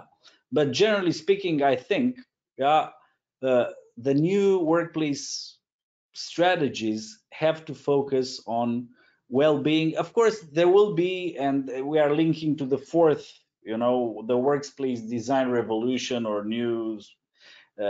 there will be physical differences, yeah, and we will get there. But generally speaking, if you speak strategy and not tactics, yeah, strategically speaking, that's the idea, yeah. Create a space where people can do better something that they cannot really do at the same level somewhere else, yeah. And that also depends on the specific of the camp, because if you are a faculty and you need to accommodate a teacher that travels, yeah, the office will be in a way. If you want to create a space where I don't know, engineer nerds have to work together, you have to do a different thing. Yeah. But overall, well-being, quality, nice places, better than home, better than anywhere, will be always attractive, and will also strengthen the brand connection, will increase, collaboration, and in the end, the value, because let's not forget, nobody is speaking about value. We have to produce value. We have to produce money. If we don't do that, we will stay, in our small apartments, and we will work from there forever. Yeah. I mean, I am very much, a supporter of opening up the economy, go back to work, produce value. Yeah.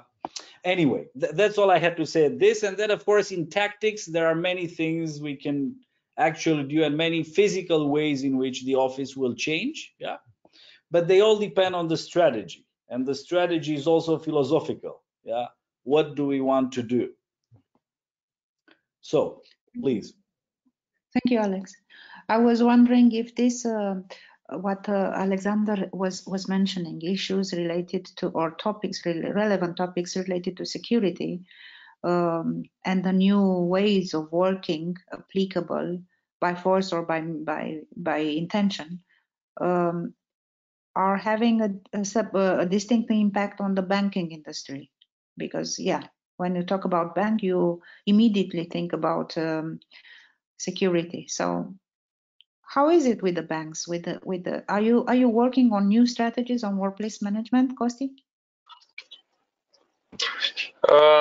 For sure, the bank sector has been, let's say, pushed by the authorities to sustain this COVID period, and also they come with some facilities for their clients, and now we need to look if other things need to be done from this perspective, because there are two, one for the clients and one for the employees. For sure, in the client side, we pretty know that the politics side has pushed in different way, positive or negative, positive for the clients, negative for the banks. But we are in the same game with the rest of the people, so we also need to sustain from our profits also these COVID times. Then for the employees, the workspace management, it's, let's say, has started a few years ago, but now we need to look what are the other things than the work from home we can have. The shared desk, for sure. If we stay in 2 meters one to each other, but we'll stay to the same desk, it will be nothing, because we will spend the same space. But by sharing the desk, it will help us in this kind of ideas. So yeah. Also, we need to look further how we can collaborate with some small companies, when we can give some of our space that we use it. Let's say at this moment we use something like 50% of the bank office, and we can use this kind of space by giving it to the small companies that can share it with some other small companies. As my previous colleagues said, that the co-work space will be there. we have the space. We have long-term contracts from building owners, but we can use this extra space by giving to the co-working company space. So you are going to become kind of a hub? You call it hub, you call it savings, you call it next employees from these hubs to have it in the bank, or vice versa, because it's a two-way of discussions. So yeah, we need to look also in this kind of measures. We cannot stay with 50%, let's say 50% of the space empty. So we need to or sublease it, which is very difficult in these days. We can sublease it at half of the price that we rent it, but we can also work with this kind of small companies, and not in the far future. I think in the very, very near future. So looking to the innovation brought by the new allocation strategies. Richard, what do you think? Sorry for that, Kosti. You want to add something? No, it was all from my side. Sorry. Thank you very much. This was my impression, but I was too hurry in addressing Richard the question. We have 7 offices in 4 countries. So when we work from the same from our own offices, we are quite secure. When we travel, we use VPNs, so we can work from home and we have VPNs. When we are in the hotel, we are secured over there as well. And actually, we are very encouraged or almost forced to use the VPNs, because that's your protection wall, and nobody can. It's whatever you do is decoded. It's very hard to get the information from your laptop when you are using the VPN.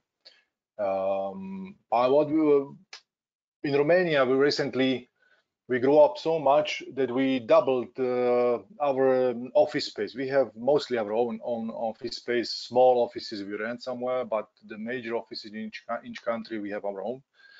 And that was the funny part when the government imposes sort of this new regulations of the social distancing. They don't know.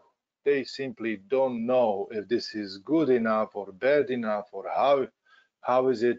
To me, is almost, it borders with the social engineering and the testing grounds. How much can people actually take and swallow of this kind of almost abusive behavior? You can see it. You can see it in. I believe in intelligence, inner wisdom of people, and you can find it everywhere. You can see it in your co-workers, in meetings with your clients. We are not afraid to shake hands. We are not afraid to share the space, even though now we have double space, and we can comply with pretty much any governmental rule easily. Okay, but we don't wear masks. It's if somebody feels that he or she needs to do that, we respect that. Everybody has his own inner intelligence and can calculate the own risks. Company has to respect certain rules given by the governments, right? Otherwise, they would not be able to conduct the business. But people will always find a way how to do their activity. I agree with Alexandru that it is much nicer if you have the proper conditions. If you do have proper conditions and the right team with you, everything is easy. And if you have that interconnection, the human interconnection. So I don't believe there will be people will revolt to the social distancing and wearing the protective gear, because the truth is that we need to boost our immunity system. There is no magic vaccine which will be our salvation. There is no magic bureaucrat which will offer us from his higher position, vertically higher societal position, the proper response or proper remedy to the situation. We will find it together. But I believe that people's inner wisdom will lead us over there, and respect, mutual respect, and mutual immunity development will get rid of any fear factors and panic creation, which actually happened after the journalist and politics inflation of the situation. I don't want to go into the politics. I don't want to, we're talking about workplaces.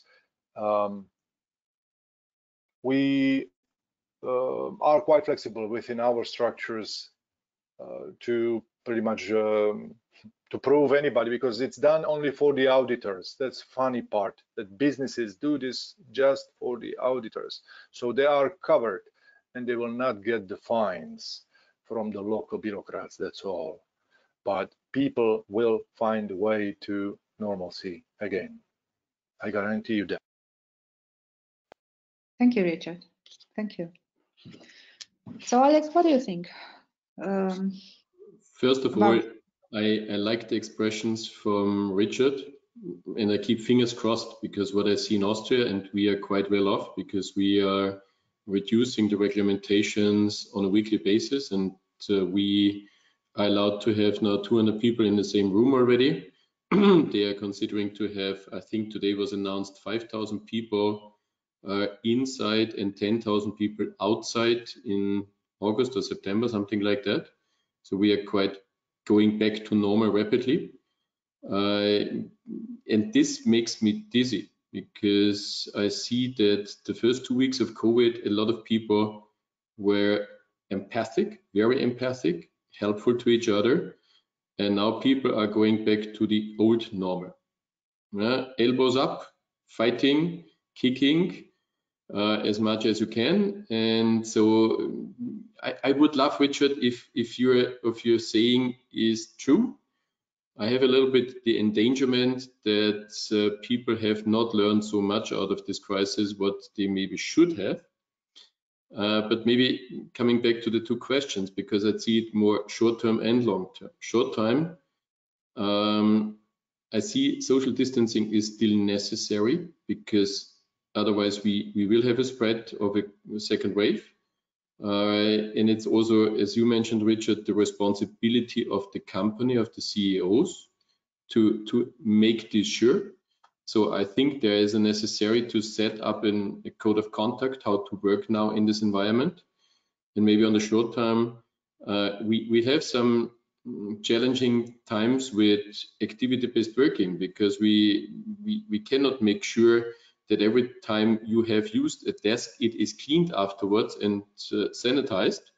So some of the current work experiences maybe cannot be used. I was talking to PCR, and PCR said, no, if you select the table, then you have to stay the whole day on the table, although the activity-based working was quite famous and was really boosting their productivity and networking.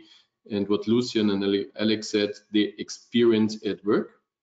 So a lot of companies at the moment reduce this because of social distancing. They are not renting in addition, but they are saying, okay, we have 3 teams. Team A is Monday, Tuesday, Team B is Wednesday, Thursday, and Team C is Friday, Monday, and it goes on like that, or per week. Now most of the companies are changing to 2 teams that are, so to say, splitting the office. So this is the short term. At the short term, I see maybe that some wow effects of modern workplace possibilities are not used because of social distancing. But I'm on the side of Alex, saying we have to differentiate between short time and strategies. But what I consider is that flexibility, to be agile, will also be a demand in the future. And I think that is very important. Whatever we are doing is to enable this. And I think it is on our side as the workplace specialist, support companies there, how they can do this agility, because hopefully this will go away in 7 months. Maybe we will have 2-3 waves within the next 7 months that will give us a challenge. Just have a look at Germany, the famous Germany with the budget there that had 1,500 new cases. And they normally behave not so much as the Austrians. Yeah? So the Austrians are normally said to party out in Ischgl too much and therefore spread Corona too much. But you see, we are a little bit balancing. We have to balance between the challenge of COVID and the change of the core business. Kosti was saying it, banks change dramatically. The core business is changing. My wife is an auditor with PricewaterhouseCoopers. They are not so much in the office. If they are in the office, they are doing a bad job because then they don't have clients and they are not auditing their clients there. So most of the service sector is working with the client on the premise on the client, and there is a need for flexibility. I see fintechs placed in the space of the bank sometimes. I see startup hubs to bring innovation into the company. If you look, the Austrian telecom companies, each of them have their own startup hubs that enables them to get innovation in. So from the strategic point of view, I think the most important things is, hi, who is this nice girl that just flushed in? So what we see is we need to have flexibility, agility, and to support this with a proper work environment. I'm with Alexandro and Lucien. We have to bring this wow into the workplace. We have to bring the corporate design, the binding in the workplace. And what I consider is, because I had to do some onboarding during this COVID times, team building is much easier if you do this together in maybe a large room, but physically together. Team building, team binding. And I think that is very important to have this binding with the companies. My university is now investing a hell of money to set up again the team TOV, to connect the people with this blue logo. I have to confess, at the moment, I love to have the Stanford logo because they behave differently. They behave in the personal interaction differently, very respectfully.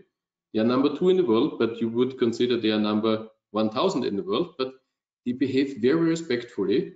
They offer a lot of service infrastructure to their students, to their teaching staff, which enables us to think differently, to work together differently, to feel as a team.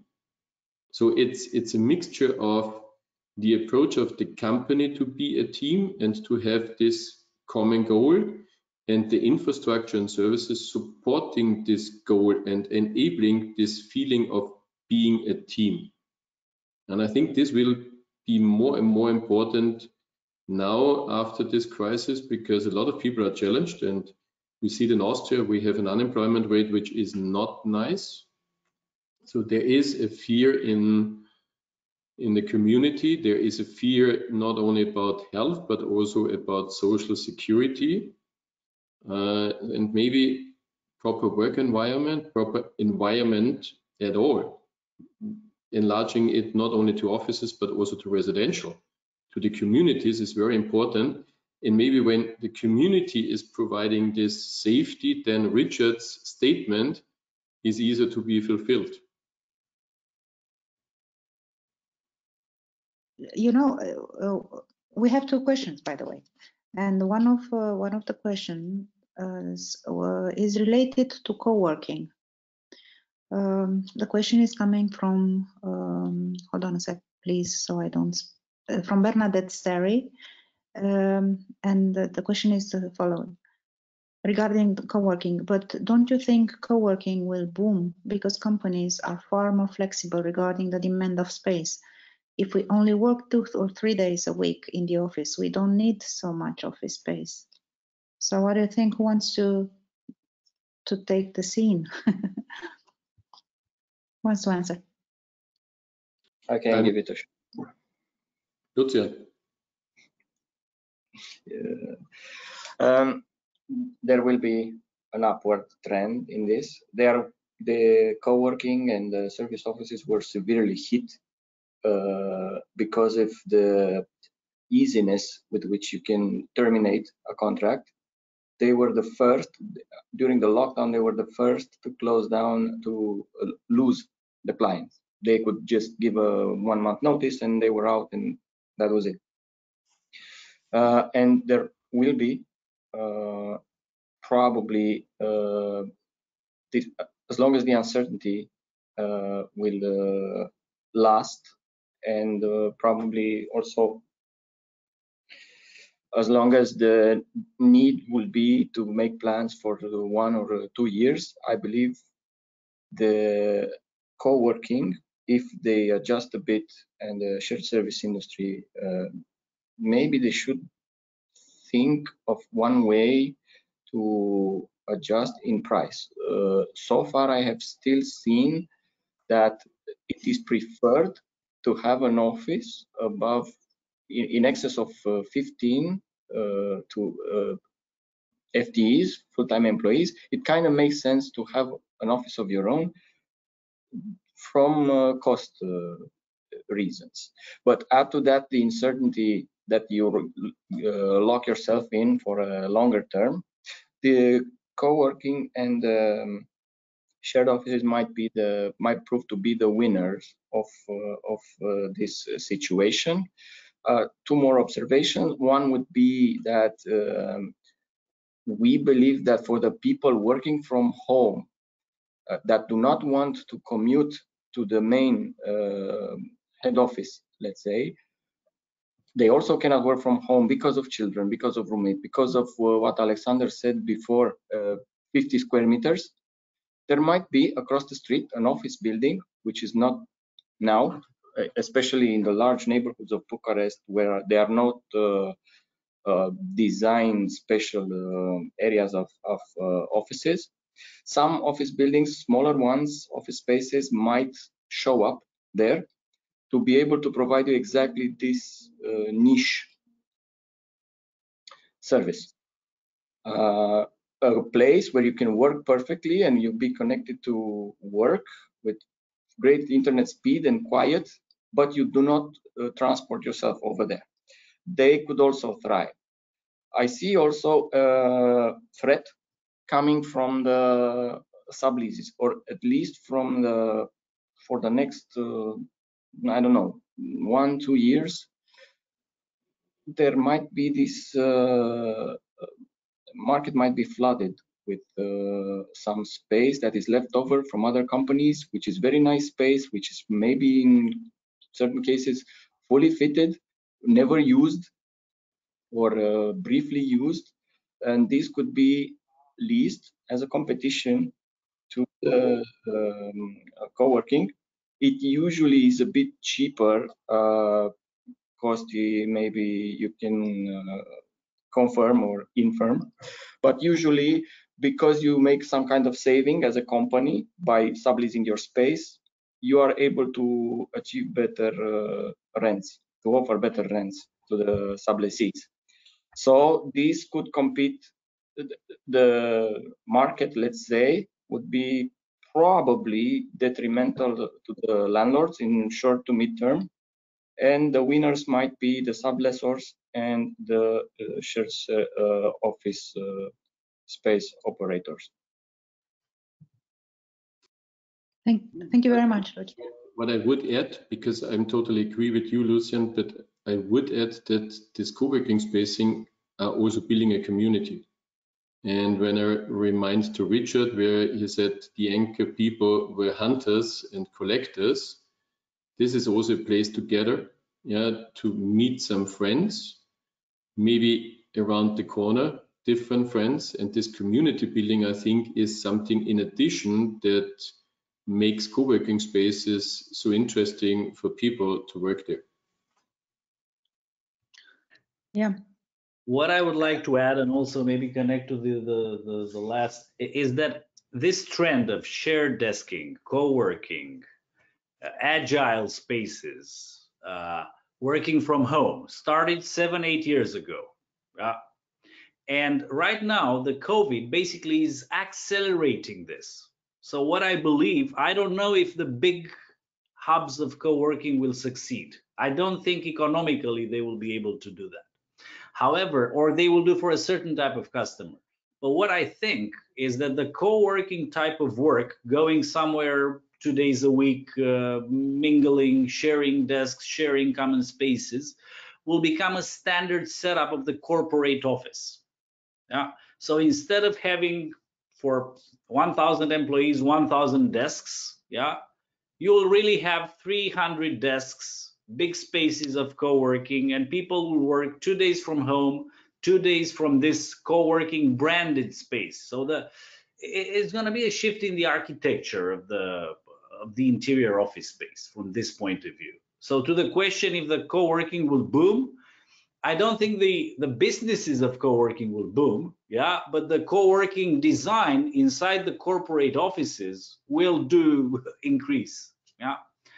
And other than that, because we are, I think, running out of time, regarding the workplace design, yeah, so besides this shared, not necessarily shared, but co-working places where people feel great to come and interact and build trust and build cohesion and work together, there will be the obvious increases in safety, yeah, like air quality and ventilation, surface and material cleanability and hygiene, usually through simplified design, but also through innovative materials. Also, there will be a minimization of the number of high-touch actions. Yeah, so the technology, gesture, voice control technologies, dynamic scheduling, I don't know, service on demand. Yeah, all those things will boom. Yeah, but these are quite obvious in the end. If okay, they're important and they can be discussed each by each, but they will definitely boom. And also there will be an increase. People will think more about their safety. I think they will use less public transport. Yeah, all things that are public and all businesses that are based on agglomerating people together, like the hubs, the co-working hubs, will not fare too well. Yeah, everything will be designed to support a more individual and on-demand luxury of meeting and creating value. Yeah, so obviously, probably we will see, I don't know, bicycle racks in the office. Yeah, the office will be designed to support individualistic habits. Yeah, so and then now there are many scenarios. Yeah, maybe we will go back to the 70s, God forbid, and coming to the office will be a luxury. Yeah, or maybe just the offices, as I said, will support a style where people are working 1 day from the park, 2 days from home, and 2 days from this co-working place that the office has become. Yeah, I mean, that's how I see it. Yeah, unless of course, you know, people, you know, the virus will just go away, or we'll just accept it and we will just go back to our ways in a year. Yeah, this is also very possible because people forget easily. Yeah, very easily. I mean, in 10 years from now, we might just go back to our ways, of course, driven by technology, which will increase and increase and increase. And we'll just say, you know, remember the COVID time, we thought everything will change. Well, it really hasn't. You know, actually, Alex, you have touched a little bit or more the other question, which is coming from Alexandru Bulgaraș, or yeah, saying we have been catapulted forward with too many steps considering the way of working from office or from home. For sure, this is the bridge to the new modern office. How our working habits will change after 2020? Most of you have already touched this subject, and to be honest, our last topic, which was related to tactics, related to workplace management, was already touched, and we are running out of time anyway, as usual. And I'm sorry if I push you to shorten your speech because of this time frame. So No, what about these working habits? Who wants to take this question? I'll take it very briefly. It's about value. Again, we have to create value. We have to create value for our customers, for our stakeholders, for our fellow citizens. Yeah. So the best habits are those that produce value. If it's going digital for sure. Yeah. So going digital will produce more and more value. That's 100%. And the others, well, depend on each business. For my business, I need to be together with my team to create value for my clients. I need to go on the sites. I need to serve the customers. For retail or tourism or whatever, is the same. They have to be open. Yeah. So I don't have an answer, a precise answer. I know we are going digital, and other than that, it's about being in contact with people and create value and make sure these things happens constantly. And that's it. So what I would propose is to wrap up with 2 minutes each, responding to that question. Because to be honest, talking about strategy and tactic and organizational culture and costs, it's all in this question from Alexandru, working habits. So please, Lucien, go ahead. However, working habits will change. In Colliers, we will measure it. We will measure pretty much everything. We have the tools, we have services, do activity measurements as we speak.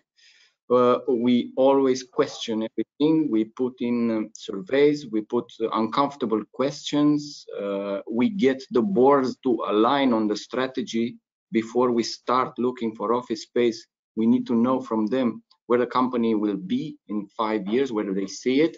And until they get aligned, we do not proceed with searching the office, with making recommendations, none of that. We survey the people as much as we are allowed to, because there's not a full democracy in every company, but we survey the decision makers for sure. We talk to the IT, we talk to the HR. So then, only then, after we talk a subject to death, we open our mouth about advising what is good. So I think this is it's becoming more and more precision work. You need to know how much work from home you will need to put in the equation. You will need to know how much of the community space you need to let in it. It might grow a lot. You need to maybe to pull the teams together in a larger and nicer spaces. You may need to do a lot of changes. And I believe, strongly believe, and this is what we do for our customers, we measure to the point of where we get annoying. That's pretty much from my perspective. Thank you, Lucien, and thank you, by the way, for sending the study you mentioned to the people interested. You're welcome. So who wants to go forward? Alexandru? I can go. Please, Richard. Alex, you wanna go? Yeah, sure. No, go, Richard.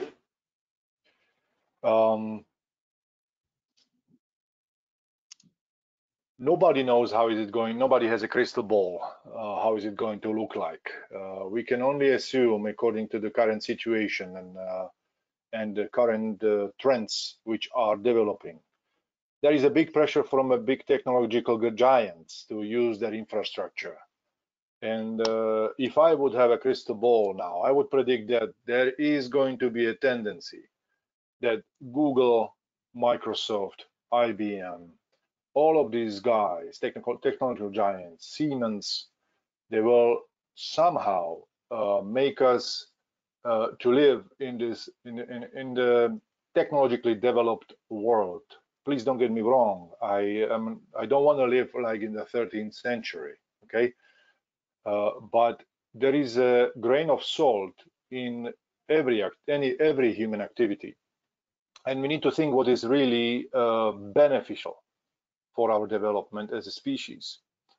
So as far as the workplace design, if there is going to be revolution, I don't know.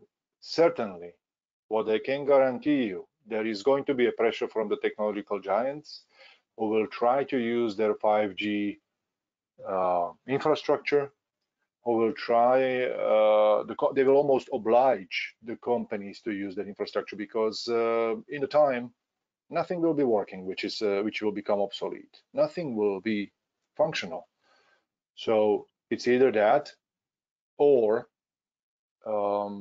really the traditional way of working, the old way, the paper and pencil, the calculation, manual calculations, etc. So where is the truth? Is it somewhere in between?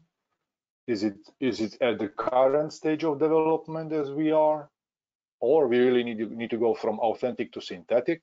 There are many theories in the back, but what I believe is that the technological giants are sort of imposing their will on us, and it depends how they will decide to go and what products they will develop for us as consumers.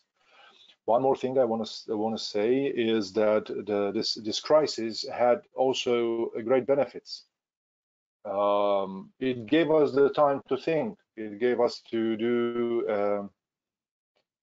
sort of a retrospective assessment if our activity is really what we want to do, if it's really efficient, if it's really something which is necessary, because many businesses will die, and many people will have to change their profession.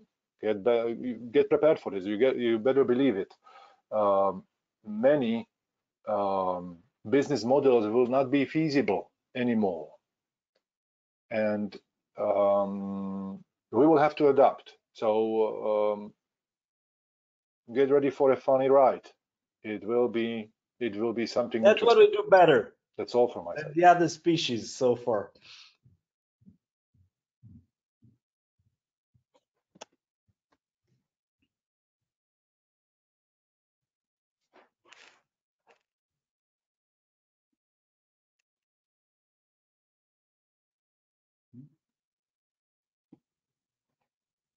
I was muted. That's all from my. That was my almost final statement. Yeah, that's all. That's all. Thank you very much, Richard. So, Alexandru, you want to continue? Well, no, I mean, I don't know how the ways of working will change. But as I said, I think if we work hard and create value for people around us, those ways of working will be good. If not, they will not be good, and we will change them again. I don't know. Thank you very much. So, Kosti, we can't see you, but we can hear you. What is your opinion about the topic? For sure, facility management is having now a big role, but in the future, I don't see the role of FM being so big, because the big players will give up to some of the services. Will not disappear, but for sure there are a lot of businesses where FM, at least in my case, I can mention one thing. One of the drivers has been sent to scan the documents. One of the other people went to a different position. Already we already started to change the way of FM is doing in these COVID times. But for sure, other surprises will come. So as my colleague says, we need to face also the next ones. Thank you very much, Kosti. Alexander, what is your opinion about how things are going to be different? in terms of working habits. It's quite heavy to have this glass ball. If I would have this glass ball, I think all the big companies would ask me. What I see is we are looking more for user-centric solutions. Some of you mentioned this already. It's about personalization. It's about convenience. People, at least in Europe, are willing to pay extra money for convenience. They are giving up even some of their rights. To use Alexa and Google and what Google bots or whatever means they are permanently under supervision. They don't recognize this, but they love the convenience to say, Alexa, switch on the light. So we have to be very careful about this technology. I'm there with Richard, but I see it more what is really the demand or what is the value added, to take up Alexandro, the value added for the client, for the users, and to design personalized solutions. And what I see as a very large danger is, don't come up with the simple shaping of generations. The youngsters are the techies and the older ones are not the techies. They don't like it. I have seen so many examples where people that retired are more techy than my youngsters. So it's not about generations, it's really to look at the people and their personal demand. Of course, you have also, when it talks about habits, you have also to talk about the habits of the companies and the C-level of the companies. I see so many different signs there. For example, the University of Business Administration is already going to be an agile university where they give a lot of freedom to the different research groups. My university wants to be structured. Yeah, so you see a different approach there also, and of course this has an impact on how we work and how the environment for working is designed for. Because if you want to have structured, then you lock the door and throw away the key that everybody's in there and you can control them perfectly. If you want to have agile groups, then maybe you enable a lot of different possibilities to work because they select the place to work which is most proper to them. It's also the teams need different environments to be perfectly creative, innovative, whatever. So I think it's a mixture between the personal demands that we have to consider and the changes of the personal demands versus the goals of the company. But what impresses me very much is we should be very empathic about ethical things. I'm coming back to Alexa and Google, because if we are supervised the whole time, we have to be very careful how we use these tools. And that these tools are not starting to control us, but we are still in the control, and that we are critical in the usage of these tools. A lot of my students are blue-eyed, blonde, blue-eyed, perfectly. You can sell them everything. At least this is a good gimmick. They are not taking care about what data they share. They are not knowledge what the people are doing with this data.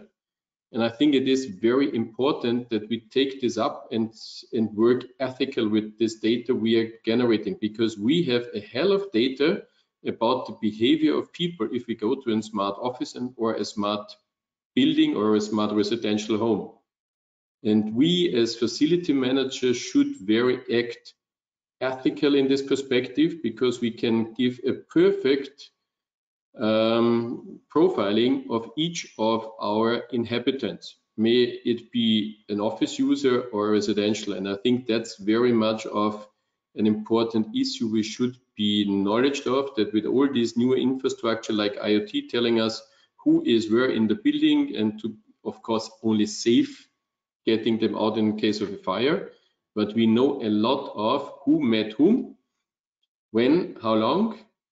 Maybe we even know what they were talking about because they had Siri or whatever on their mobile. So be very careful about this ethics side. We have a hell of data about all the people using our build infrastructure, and it's very, very perfect to use this data properly, but it can be very dangerous to control people intensively to a too high degree, what I would not like to see in the future. Thank you, Alexander. Now, I feel the need to express our opinion as technology enabler, to be honest. You know that Archibus Solution Center Romania is promoting Archibus, which is a software dedicated to real estate and facility management, to workplace management, to space management, and so on and so forth. So we might look to the technology as a threat, but we can also, and we have to see technology used with responsibility and within all ethical intentions as an enabler. And I'm not sure how the working habits will be, because to be honest, we don't know if in 1 month we can still be in the offices or we have to stay a little bit in the house. So the habit, for sure, the working habits will follow the reality, right? But I can tell you what we do for our clients in Romania and the States, in Europe, and so on and so forth. So what we do for them is using the technology to manage properly, cost effectively, and also responsibly the space and the need for the space. So imagine you need to reorganize very quickly the access and the allocation of the people in the space, and you need also to protect these people and as much as you can, their data, and also make them available, I don't know, disinfectant or services for cleaning, or really give them the opportunity to work when they want from to the office, and to be to work with the colleagues they are running projects with, or near to the printing machine or to the scanning machine, and so on and so forth. So what we do for our clients is use them to readjust their the workplace strategy in terms of using the space in a more agile way of working, because they have to, because they need to respect the distancing, and because they have also some costs topics so they need to address, and they saw that working from home it's a possibility, and 1 or 2 days per week it's okay for the company and for the employees, and how we can mix everything and make it available for people and for management, and run the business without too much control, and emphasizing the cooperation. So what we do is help them to replan the workplace with the means of the software, to implement some strategy, some working space management or workplace management strategies, like flex desk or work from home, or what we call it hoteling, meaning that you can book your workplace in the environment and with the colleagues you need to work, and use the digitalization to enhance some processes. For instance, if I booked a workplace, then automatically it will create a service order for the cleaning. So we know exactly that this desk is going to be cleaned after its usage, which is mandatory under the present circumstances. So if you can find your place easily, if you can book your workplace, if you can work from home, and if you can use technology in order to enhance your safetiness in terms of hygiene, optimize the space allocation and the costs, and you do it responsibly, and you are not in the middle of the technology trap. I think technology can be useful. I do have a small video with how technology can help you up, but what I can do, because the time is already running, and we are 7 minutes after our time frame, We can send, Christian, I think we can do that, send some information and make available the video, the study Lucien was promising, and from the other panelists, if they want to share some more information with the participants of this event, which was enabled by technology, by the way. And I would like to thank you very much for your contribution, and hope to be able to have the next meeting face-to-face, as I said. And personally, I hope that you will see technology as a helper as well.